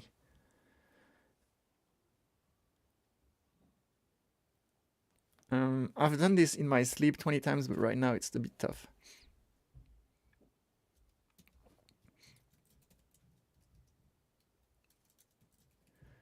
Let's try this. Console dot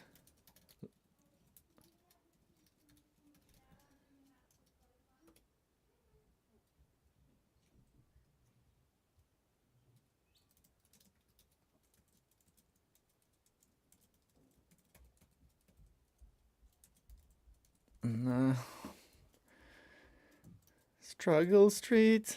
I can feel my tummy.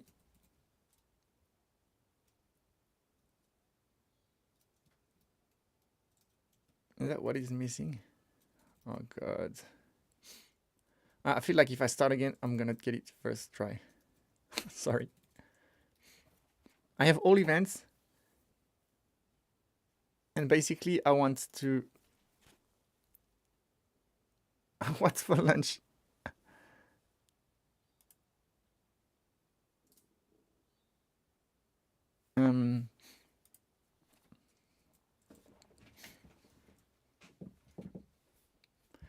Okay, what do I want to do? I want an object that spreads all events, but then replaces speakers.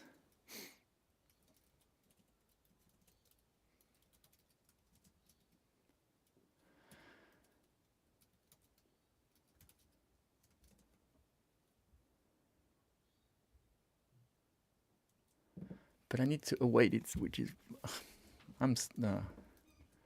Please don't judge me on this, because this is more difficult than it looks when you're hungry and on live stream.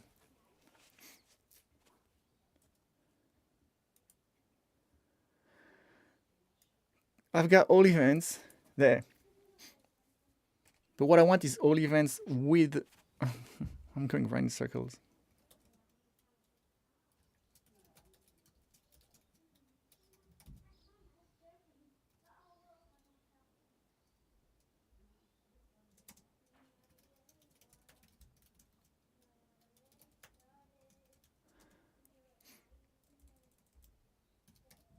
A synchronous event. All right, so here, read speaker, get speaker data from the speaker collection for event dot entry dot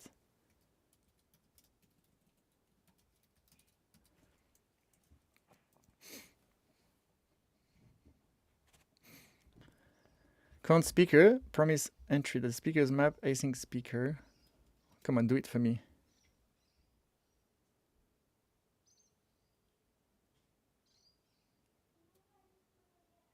Oh, no, stop. I should... I almost want to stop because like my brain is in the fog. It's 1:45 p.m. I did not have lunch yet. This is... I promise you, if I take a break, I'll solve it in 2 seconds. But I know what I'm trying to do. God damn it. I have that, and I want to go here and map over this array of strings, and for each, return await that reader, that collection, that speakers, that read with the slug. Const. I'm gonna ignore this. Oh, go away.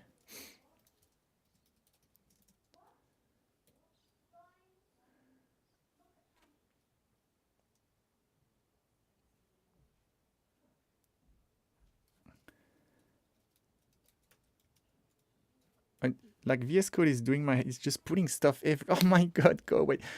Event that entry speakers that map, and then I want an async function. Yes, go away. Okay, so now I'm in here. I'm mapping over the slug, so it's like Simonetta. What? That's a new one for me. So const return await read. I'm not reading you. Reader that collections that persons that read speaker. And you know what? It's speaker slug here because this like helps me. All right. So now speakers data is an array of speaker objects. That should be it. So all events is an object where I pass all events, and then I have entry where I spread all events that entry. Why? Slug entry.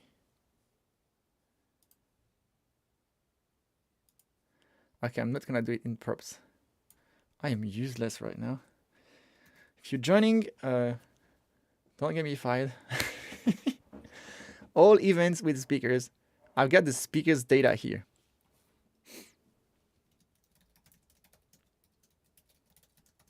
And it is an array of speakers. Come on, Quokka, do your thing. I can't, it's gonna break the page too because I'm relying on stuff that is fetching, yeah. But at least it's showing me C. Oh, promise, I did not await it.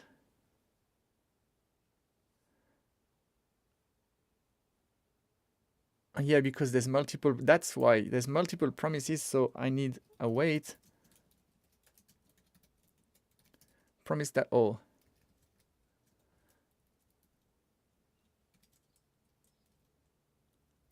Is it here that it stops?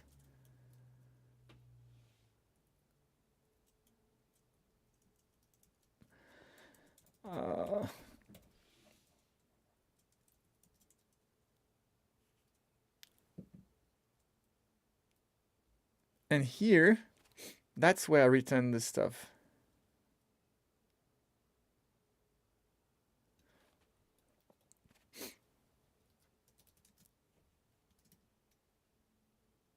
Slug is events to slug. Entry. No. Oh my god, I can't think straight. I've done it a million times. All events, and now it's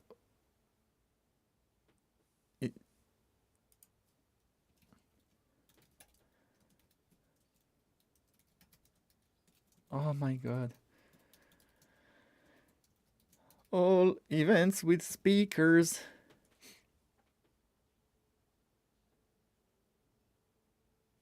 Undefined. Let's pair after lunch. Yeah, you're like, I really need to stop. But no, I want to do this. Like, I've done it in so many other, I could go and copy and, yeah. This is what a straight brain would do. It would either ask ChatGPT or go in a repo where I've done it. But I can't even, like, can't even do that. My brain is stuck. So let's go through one more time. I'm awaiting all of this. All events is an array of all of it with the slug as the entry. Speakers data is never used because I'm not returning it. Yeah.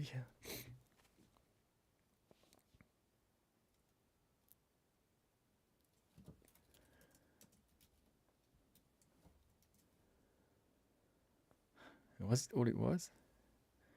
So speakers data is a promise that we have to await. Okay, you know what? I'm gonna try this.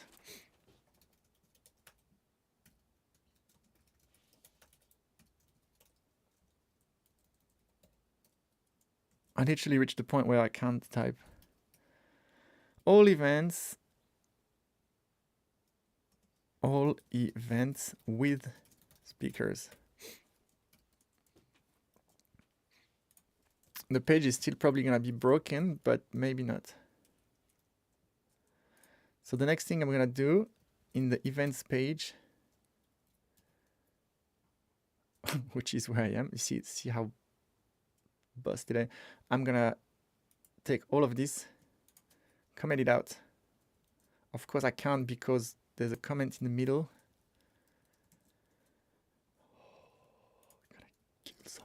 No, I'm not. I'm a nice person. All right, so now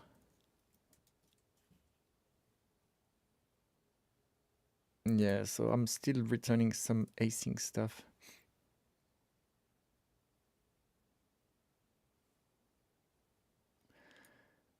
Await all of that. Async.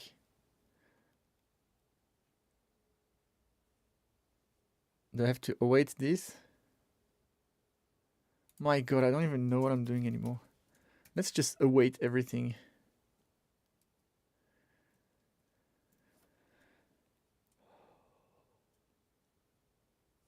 Name, social links.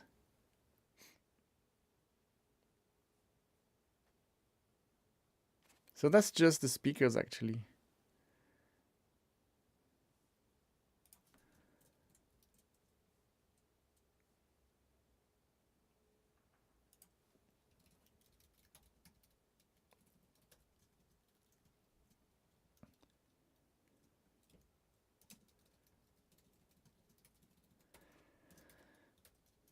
Welcome to the hell of live streams. Depth null.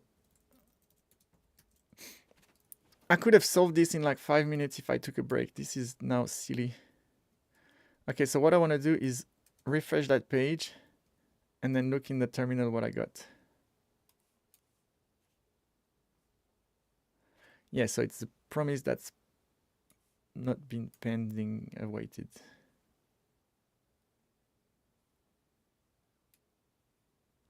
But there, we do that. Await the promise more.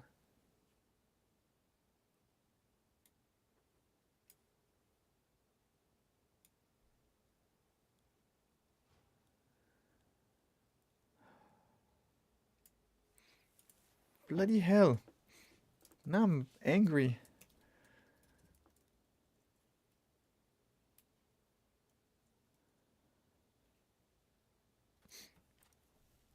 It's gonna be a bit different because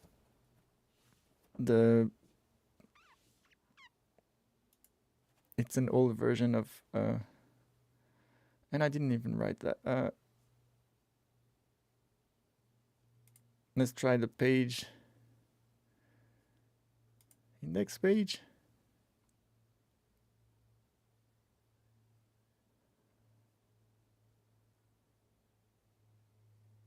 Yes, it's getting a list. Await that promise that all. It maps over that, gets it, and then it merges the post with the content. That's like, I feel like that's what I've been trying to do for.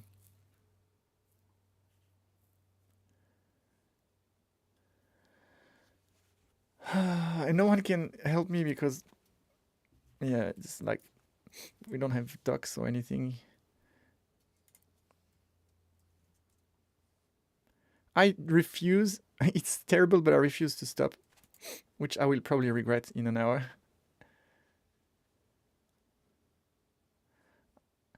Okay, all events with speakers. Await that promise all. All events, event. Let's console log the event here.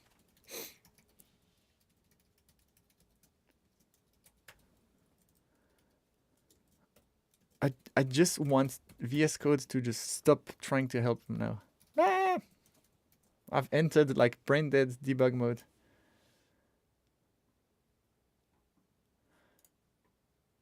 Let's comment that out. Okay, so is an event, has the slug, the entry, and inside the entry there's an array of speakers. Yes. And this array of speakers is what I map over. Okay. So when I map over it, here, this should be the speaker slug, yeah?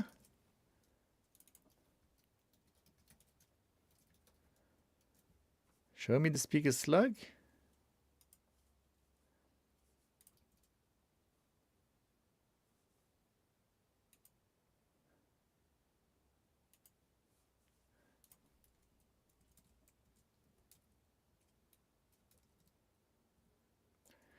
Oh my god.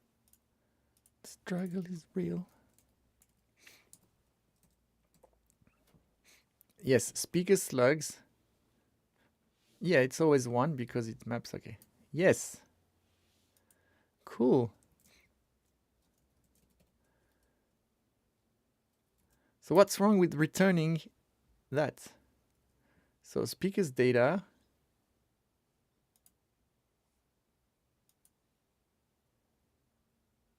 What happened?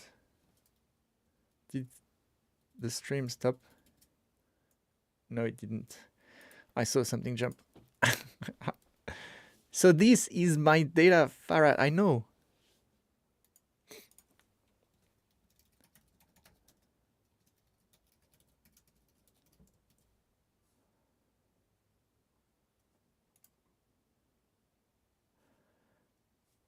But I await so I don't get it. Maybe I'm awaiting the promise.all at the wrong place.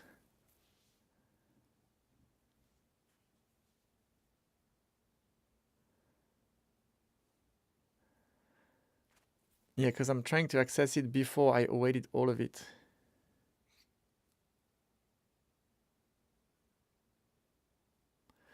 I'm just gonna when I figure it out, I'm gonna feel so stupid. See, they all promises, so I need to await them, but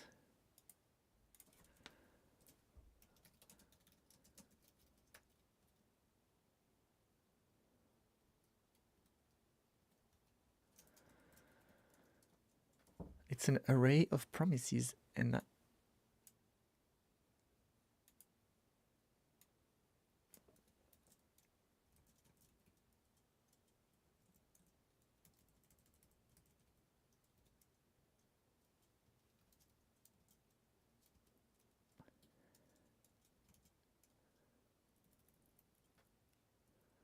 oh, this is not gonna get better. Now I'm just doing some BS.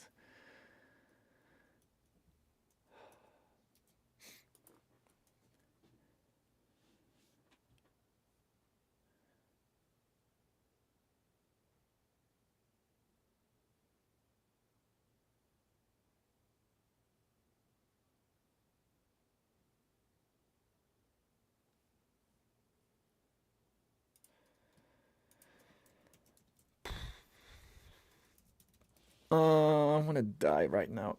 No, I don't really, but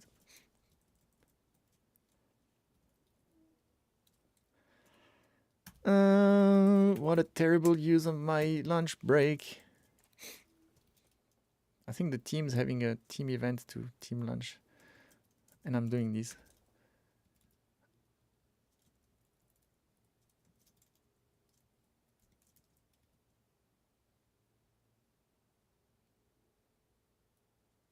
Oh, I don't even understand what it's telling me.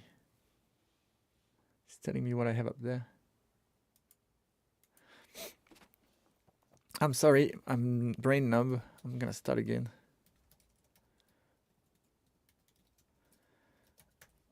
Our event here is the whole thing, right? With the entry and the slug. Yes. So I don't need to await any of that.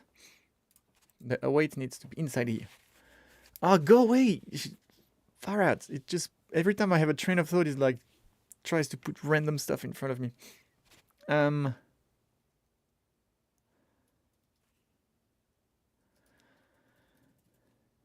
Return, await.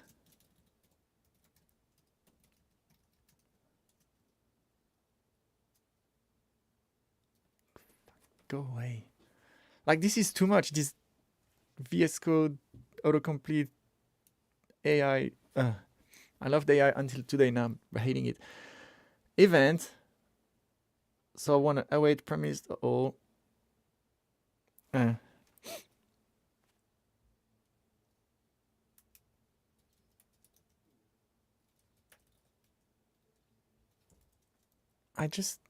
gonna do it like beginner. Well, go away. Const. Whatever. I don't even know what I'm trying. I'm completely fried. Sorry. I have my events, and for each event, I want a event with speaker. Maybe. equals. Just go away.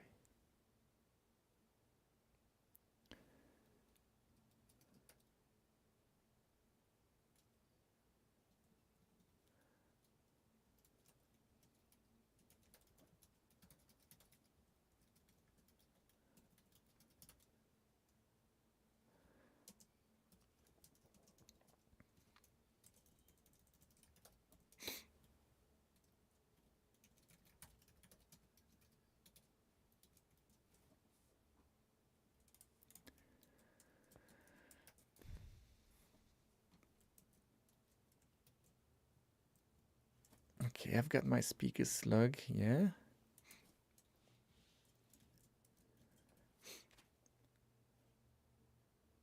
Const.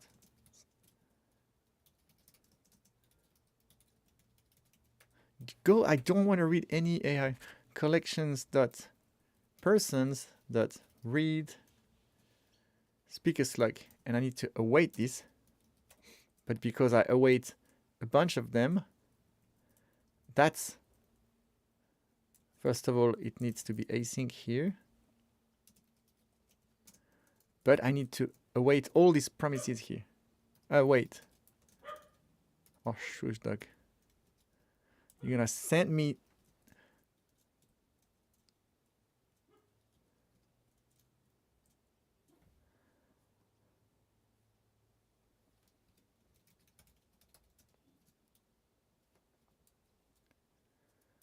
I feel like I've been here 20 times.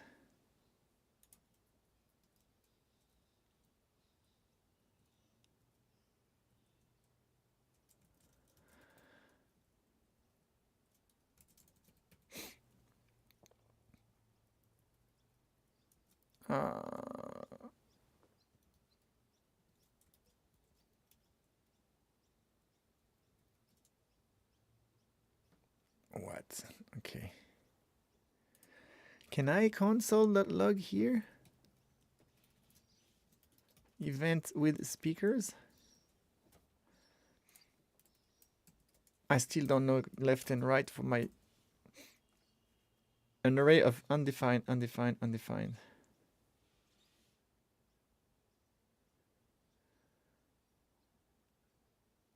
All right, so it's not finding anything.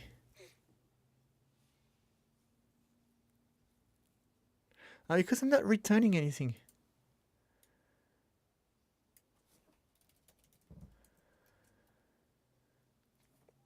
Okay. I don't even know what I won't be able to tell you what I did wrong, except I did not eat and take a break. That's all. You can skip an hour in the video if you watch it later. It's a bit late for me to tell you that now. Avatar, social links array. Yeah. Okay. So now this is where I used to get stuck, and I'm probably going to get stuck still.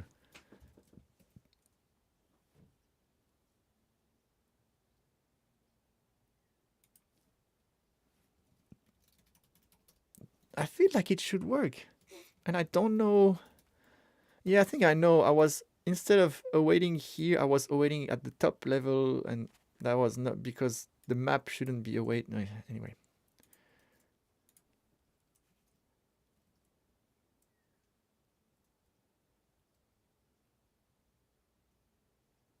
But see, now I'm back to the,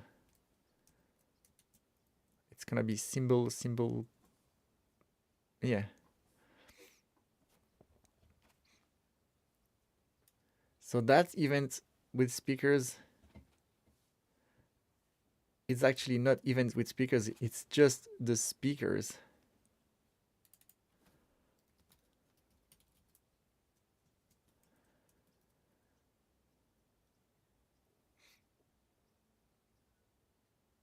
So what I want here is to, yes, that, maybe. I want to return that event,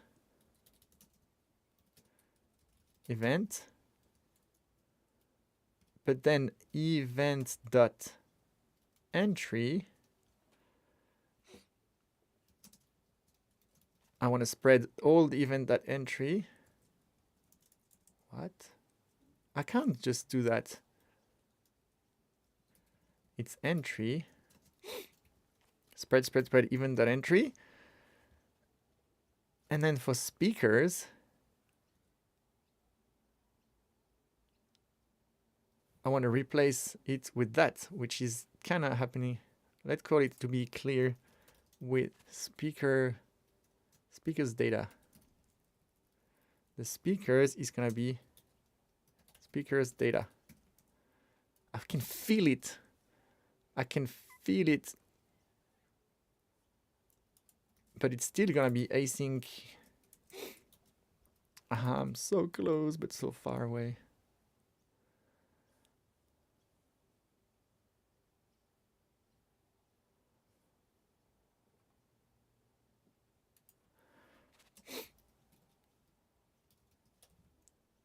And that's not that, because I need to promise the all again, because it's an array with multiple promises.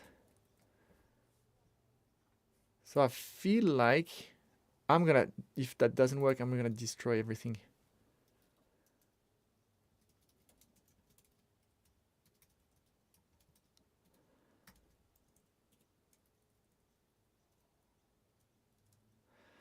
Why do I close the parentheses? Here. Give me. I feel like I'm there. Give me the, yes. Okay, I think I've done it. Is it too early to, yeah, exactly. I'm gonna give myself that, but then if it goes well, I'm gonna have a bunch of claps. So return props. All events is all events with speaker. So basically we, I'm gonna get rid of that. Basically we did what we did before.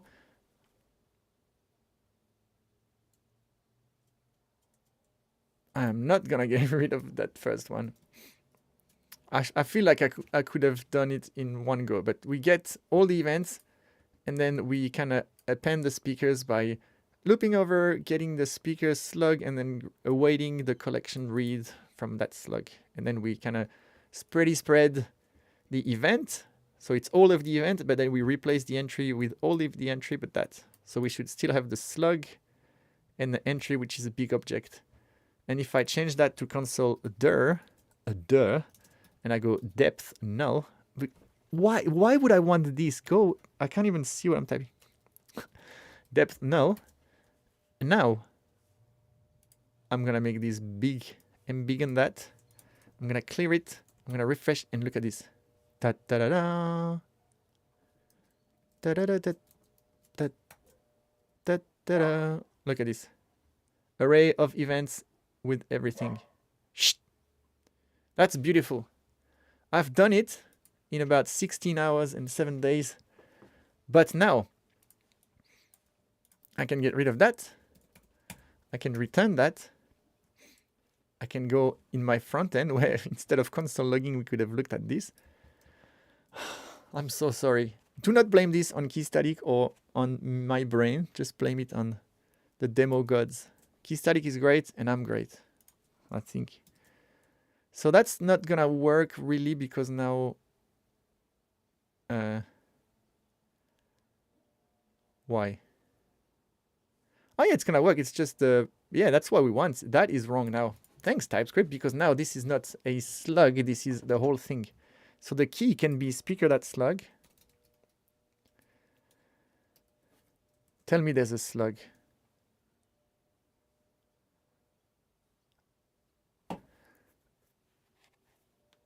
Yeah, okay, so I'm still not there because I need to, when I spread the whole event,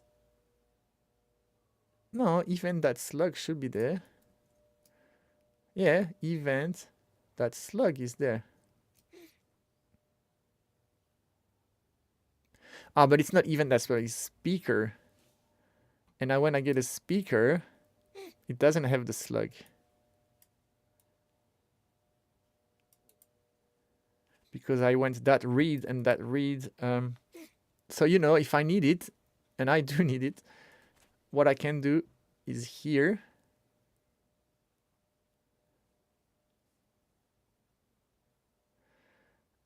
instead of just returning the object, I'm gonna, oh, this is gonna be the next mess up. I can spread that in an object where I also pass the slug like this. Whew. So now,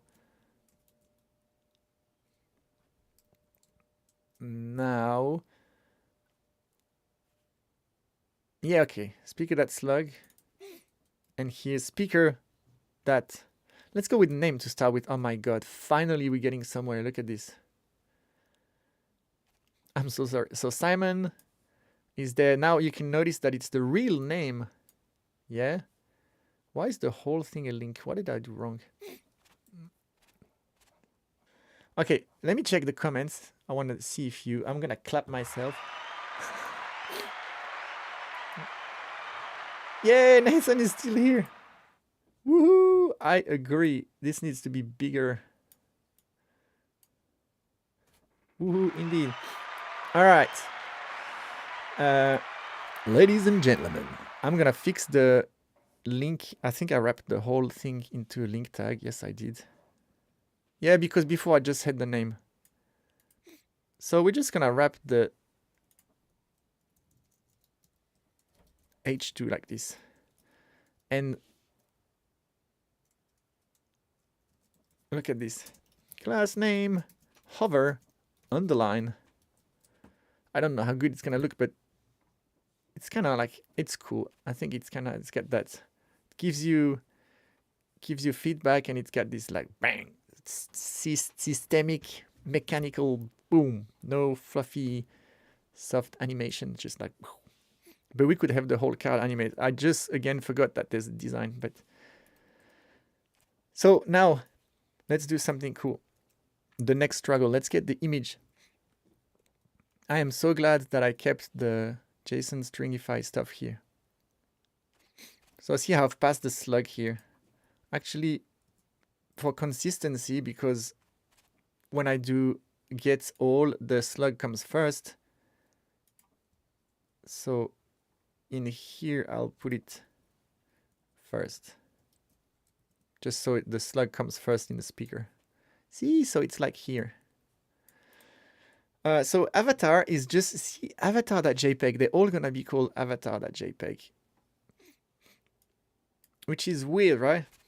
So what happens if we look in the file system, in our content, and our events, no, our speakers, sorry, persons, they all have an image that is, we can change that, but by default, it's going to name, the file. I have not forgotten that I'm hungry. We can name the file after the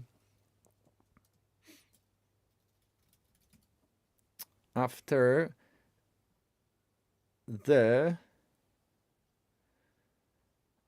God, I need food. Yeah, so the avatar is the field name for the image, so it's gonna name it. But you can specify when you upload the image, you can change the name. But to reach that avatar file, we need the path to, which is why we had that slug, yeah? So see that in the image, it lives next to the person. So basically it's in src content. And that's a problem, because in Next.js, if you want to easily access images without importing them, you want them to be in the public path. So we're going to do a little amendment to Keystatic here. And for our person's avatar, I'm going to have a directory, which is where I don't want it there. I want it in public. And then images/avatars, yes. And then it's going to append the slug, which is the name field here. So for Nathan Simpson, it's going to create /Nathan Simpson /avatar.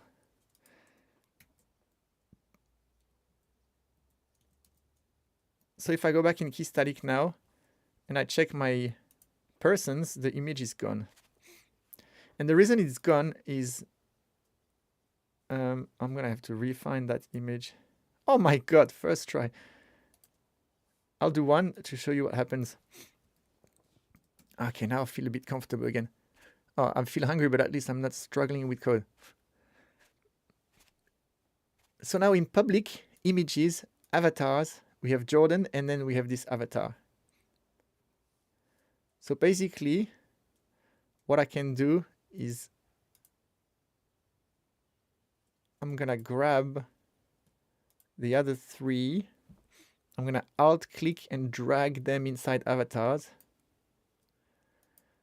And I'm just gonna, yeah, look at this.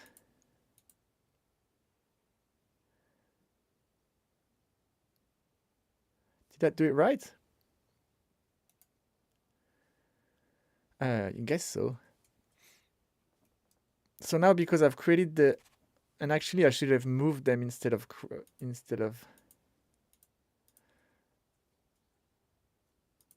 yeah, I should have moved all of them. So let me delete all of that. It feels scary, but yeah, basically the data for the speakers is here in SRC content persons, but the images are in the public directory like we said here. So if I refresh this and the image is still here, it's good. And now if I go check Lauren, the image is here because it finds it in the right directory. So we're good.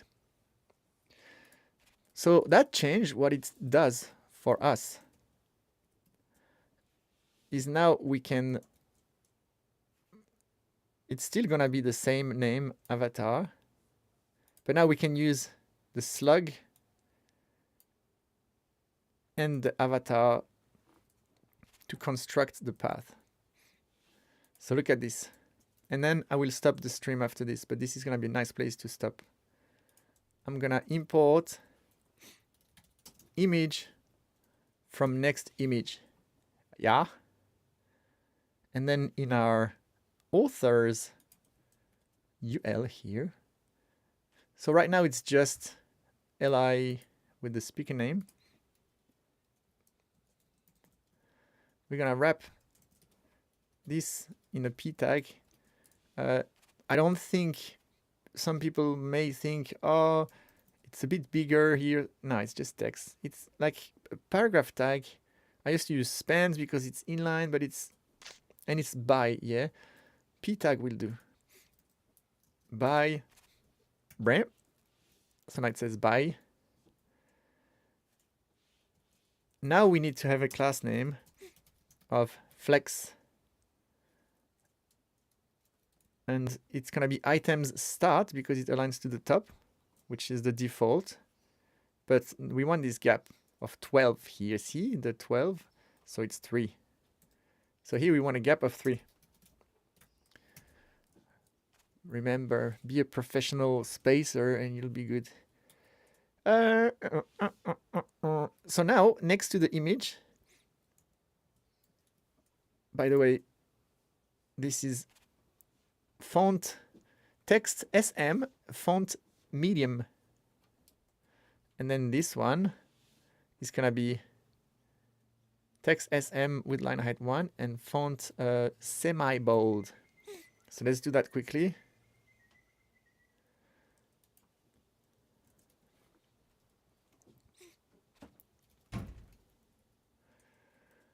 It could be a description list here. Ah, well. At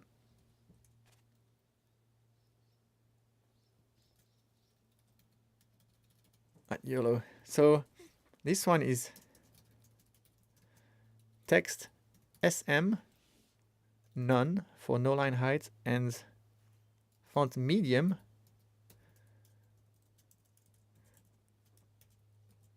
And this one is font semi-bold.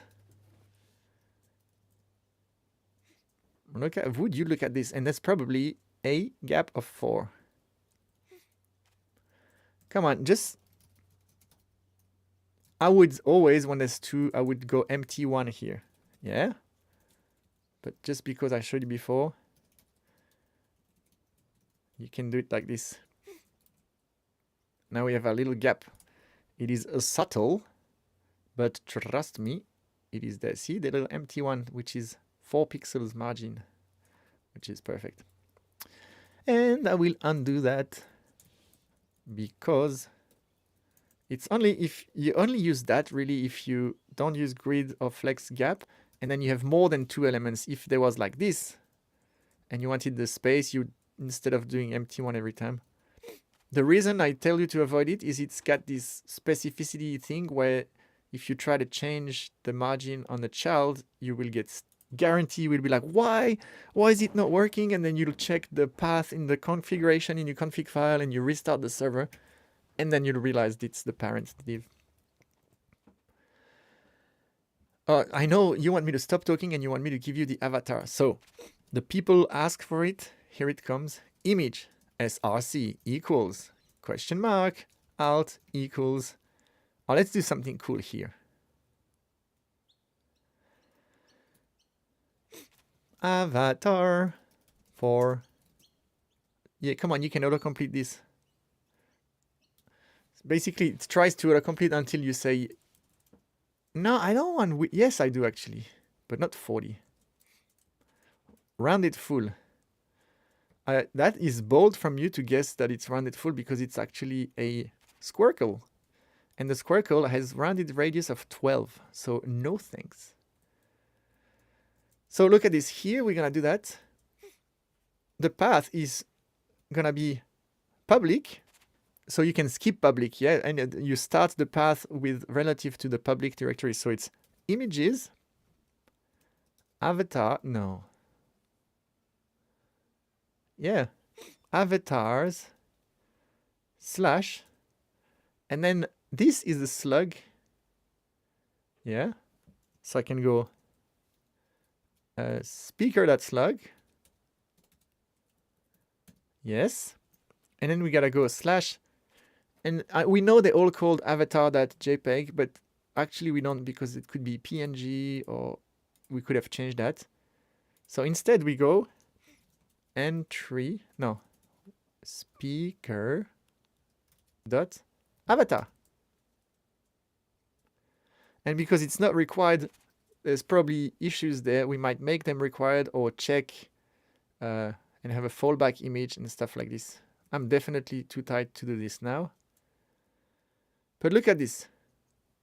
This is going to give me rounded image with 40 pixels height and width. And you can see, well, can you see? I know what's happening, but can you? Why is it not circle? We said width 40, height 40. The problem is this text is like, hey, I need space, and it's pushing the image off. And that happens a lot when you have shapes, images, icons. You can tell that thing to claim its piece of land and not budge. Yeah. So that's the image. If we say shrink none or shrink 0, it's like, hey, do not shrink. I don't care what others say. Oh, it didn't work. What's going on? Shrink 0. 40, 46. Oh, because it's the intrinsic image, but we need to actually give a... Okay, let me remove shrink none. And I'm going to go... We're going to look at the actual size of that thing. 32 by 32. Your brain has divided by 4. Yeah, H. 8. Because 8 times 4 is 32. W8. Now, it actually works. But if it was, let's go 24 by 24. Well, actually, it works. But if you have something that's kind of squished, you can say shrink 0 or flex 1 or shrink 0. It refuses to shrink. So while we have them big, let's address something. You see how it's all squished. We want it to be cropped. So we can go object fit cover. And that's basically gonna, it's like background image cover. It's gonna crop the image to whatever. So now it's all. And then you can say, look, my face is off. You can't do it in a list. You could have a prop for that, I guess. But if I go center, what is it? Object, left. Yeah, left bottom is gonna crop, but keep the left bottom part. And if you go object right, it's gonna do the opposite. So it's gonna move the image to the right, keep the right part. By default, it does it in the center, because most avatars, usually the face is kind of in the middle. It's unfortunate for that one. So you know what? Time to Keystatic it up a bit. Persons, Simon. Simon Swiss. Yeah, it's not my name, but... And we're gonna choose something that is a bit more centered. Oh, look at this. Voila, I noticed I didn't change the slug, because if I change the slug, the world will explode. Let me do it. Change the slug.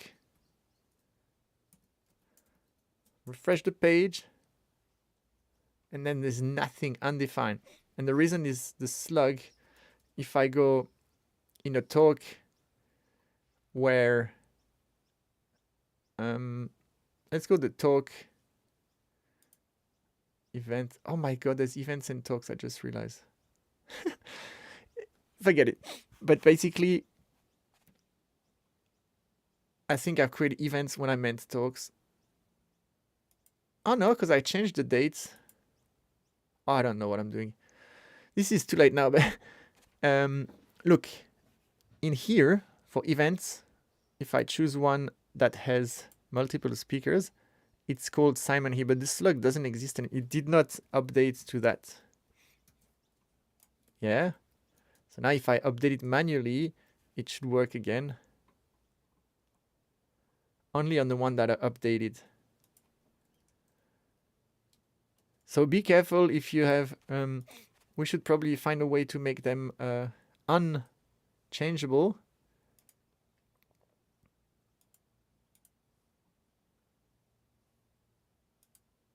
Where else am I? Yeah.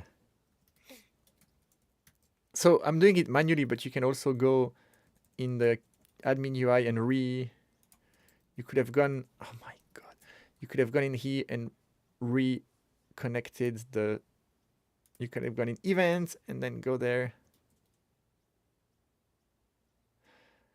Yeah, just remap it here. All right. Did I do it? Yeah, okay, so let's make it look like it should. Remember, it's not rounded full. Okay, it's 32 by 32, so H8, W8.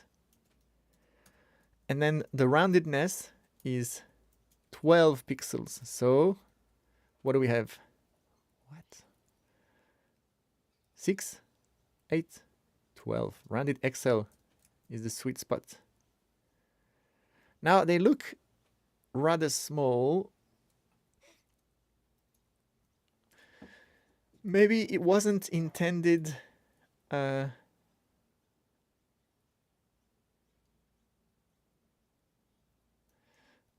So what I'm gonna do is add flex wrap in my UL.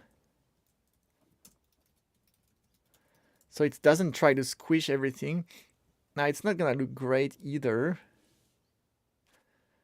But at least if you wanted them probably better than flex, you would go grid. The gap can stay. It's gonna be 1 by default, but then you could go SM grid calls 2. You probably want them to start. Sorry, grid calls 3. Oh, I don't know what I'm doing. I feel like flex is better because it's based on the length. See, that we don't want this to wrap like this. So I'm gonna go back to flex. Get rid of grid. Okay, what have I done now? Flex. Ah, I forgot the actual. Yeah, I mean, that's probably the best. The other option is to not let it wrap, but then say the text here. Flex too.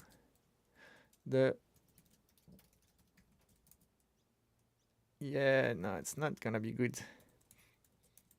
All right, let's let it wrap.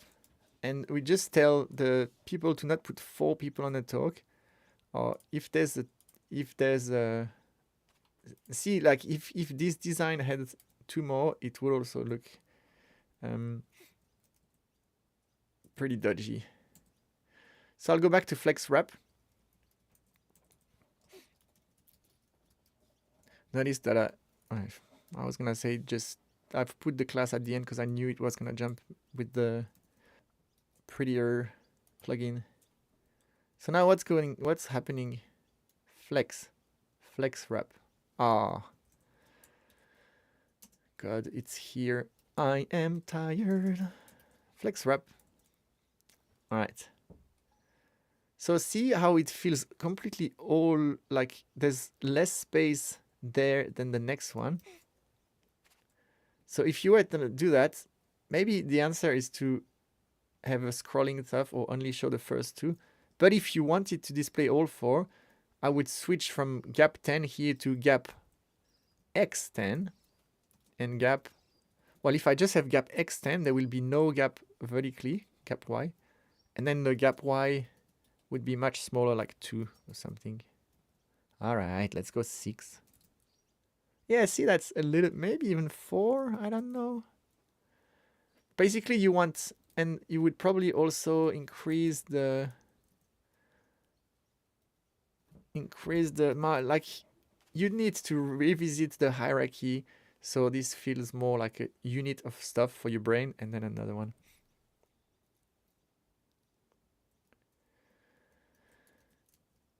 Hope it makes sense.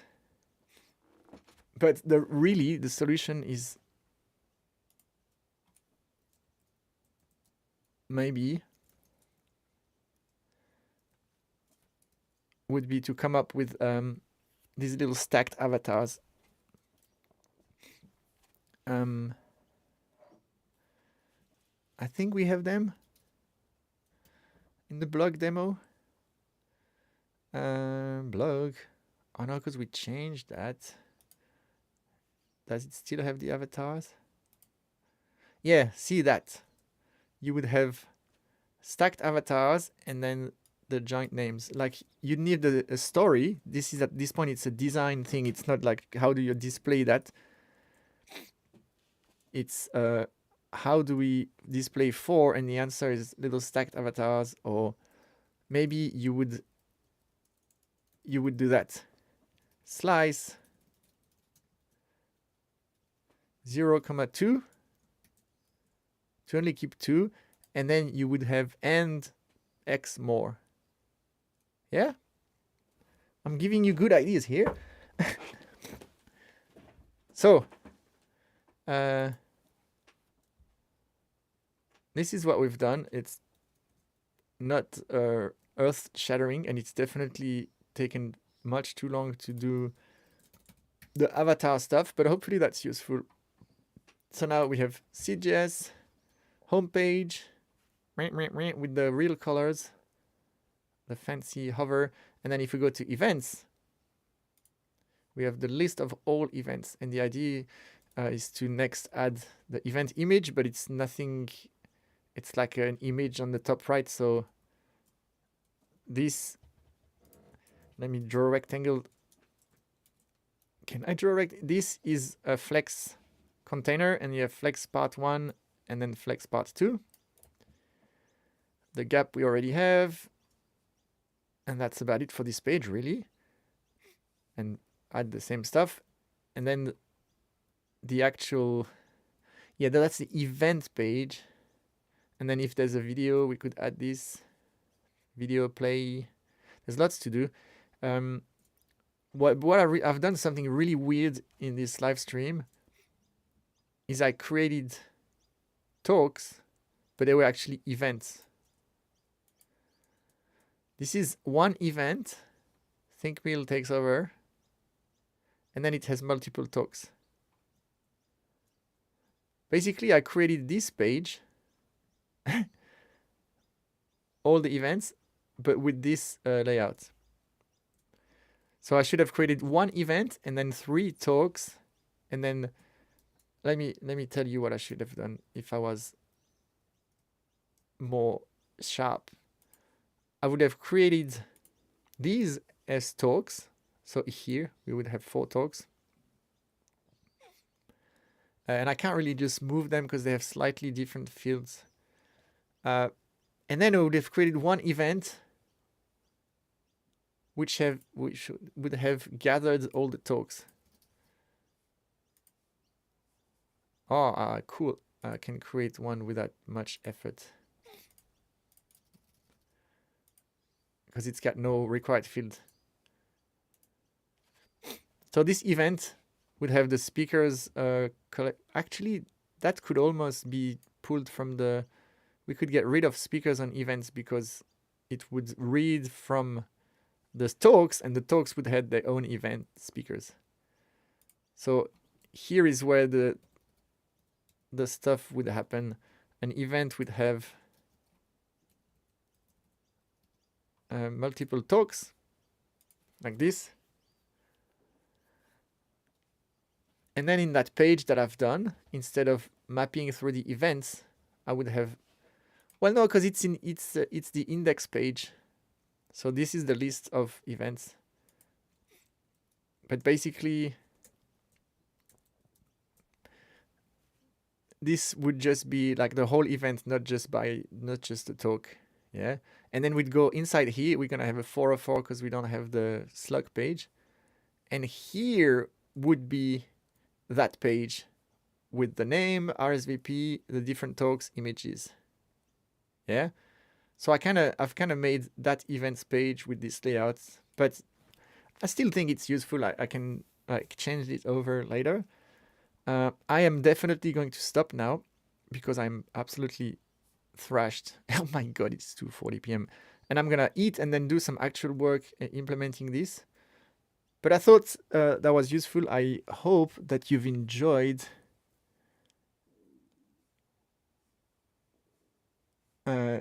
watching this, learn a thing or two. There's a lot of moving parts. The design changing, Keystatic is changing a bit. Next.js and Tailwind, I'm pretty fluent with them, so that's fine. This is going to be exciting. And the last thing I want to show you as a little sneak peek, you might have seen the whole time there's this React Sydney. So this is SydJS, which is one meetup called SydJS. And you can see these boxes and these buttons and these overall styles. And the reason we started doing some discovery around a bit more advanced than just your typical one website, stuff like this, and the buttons, and the tokens here, is if I go to React Sydney, you can recognize a lot of similar stuff, but with a different design. Now, I don't want to huddle now. You can see the logo. Oh, this is so cool. Tom Walker's illustrations. And so you can almost think of this is the event card with a different Tailwind config or a theme, which has the border radius, which here is none. Everything is square. The border is thick. The colors are different. This is the accent and the highlight colors. Yeah. If you compare with that, let me go back to the final. This one has this kind of rounded set of elements with colors, no borders. And then this one is similar, but it's got a more brutalist / it goes in the vibe of this like stick figure, thick, consistent line stroke illustrations that Tom does. And it kind of carries through this vibe. And there will be the same sort of events. So this one doesn't have the border yet, but it's like copy and paste and work in progress. But you get the idea. There's potential for this to become more than just one site and almost like a starter kit, UI components, whatever, which could go all the way to starting building a monorepo with Tailwind components that you consume through different apps, which is a very at heart topic for me. If you know that I'm working on Pro Tailwinds on monorepos and consuming the same Tailwind components across separate projects, this could be that. The buttons could be a component that is either on NPM or in your monorepo as a package. And then you import it and it inherits depending, like if I go back to the config file, the way we did that, so either the components could have their own config, but you could also literally replace these colors in each project with whatever highlight and accent is. I don't know why I don't have the preview colorized.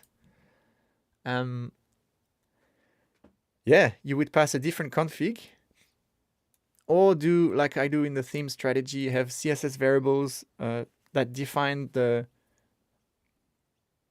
so you would have like something more like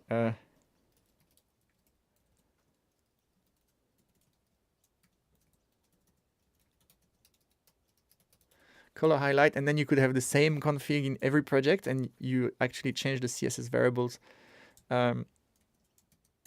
But you could do that with rounded corners and border thickness and all these things. Basically, you create a whole theme, and then the React Sydney and the SydJS sites could have the same components, very, very similar markup and UI, but just receive a different theme.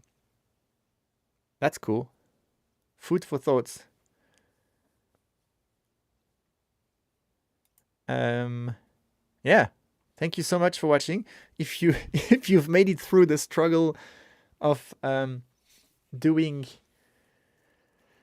to do this double nested promise.all await and struggle, thank you for your support. I've been live for 3 hours and 7 minutes. I think it's time to call it quits, go get some lunch, and then probably build the same amount of UI I've done in 3 hours in about 15 minutes. But I think it's important to go live and show struggles and show the workflow. And even if you didn't watch live, you catch it later. That might make you discover Keystatic, ask questions, whatever. And also, I need to get better at working in public during school holiday. Like I always try to find excuses that the house is not quiet or someone's mowing the lawn, and I need to push through all of this and just basically be able to create content anytime. It's a skill to get over the fear of perfection, or it's what was obviously not perfect, but you get the idea. And also, the more content I do, the more I can feed to the AI machines, so I can automate myself and then surf all day while my AI representation does my work. That's the idea. I'm kidding. All right, thanks for watching.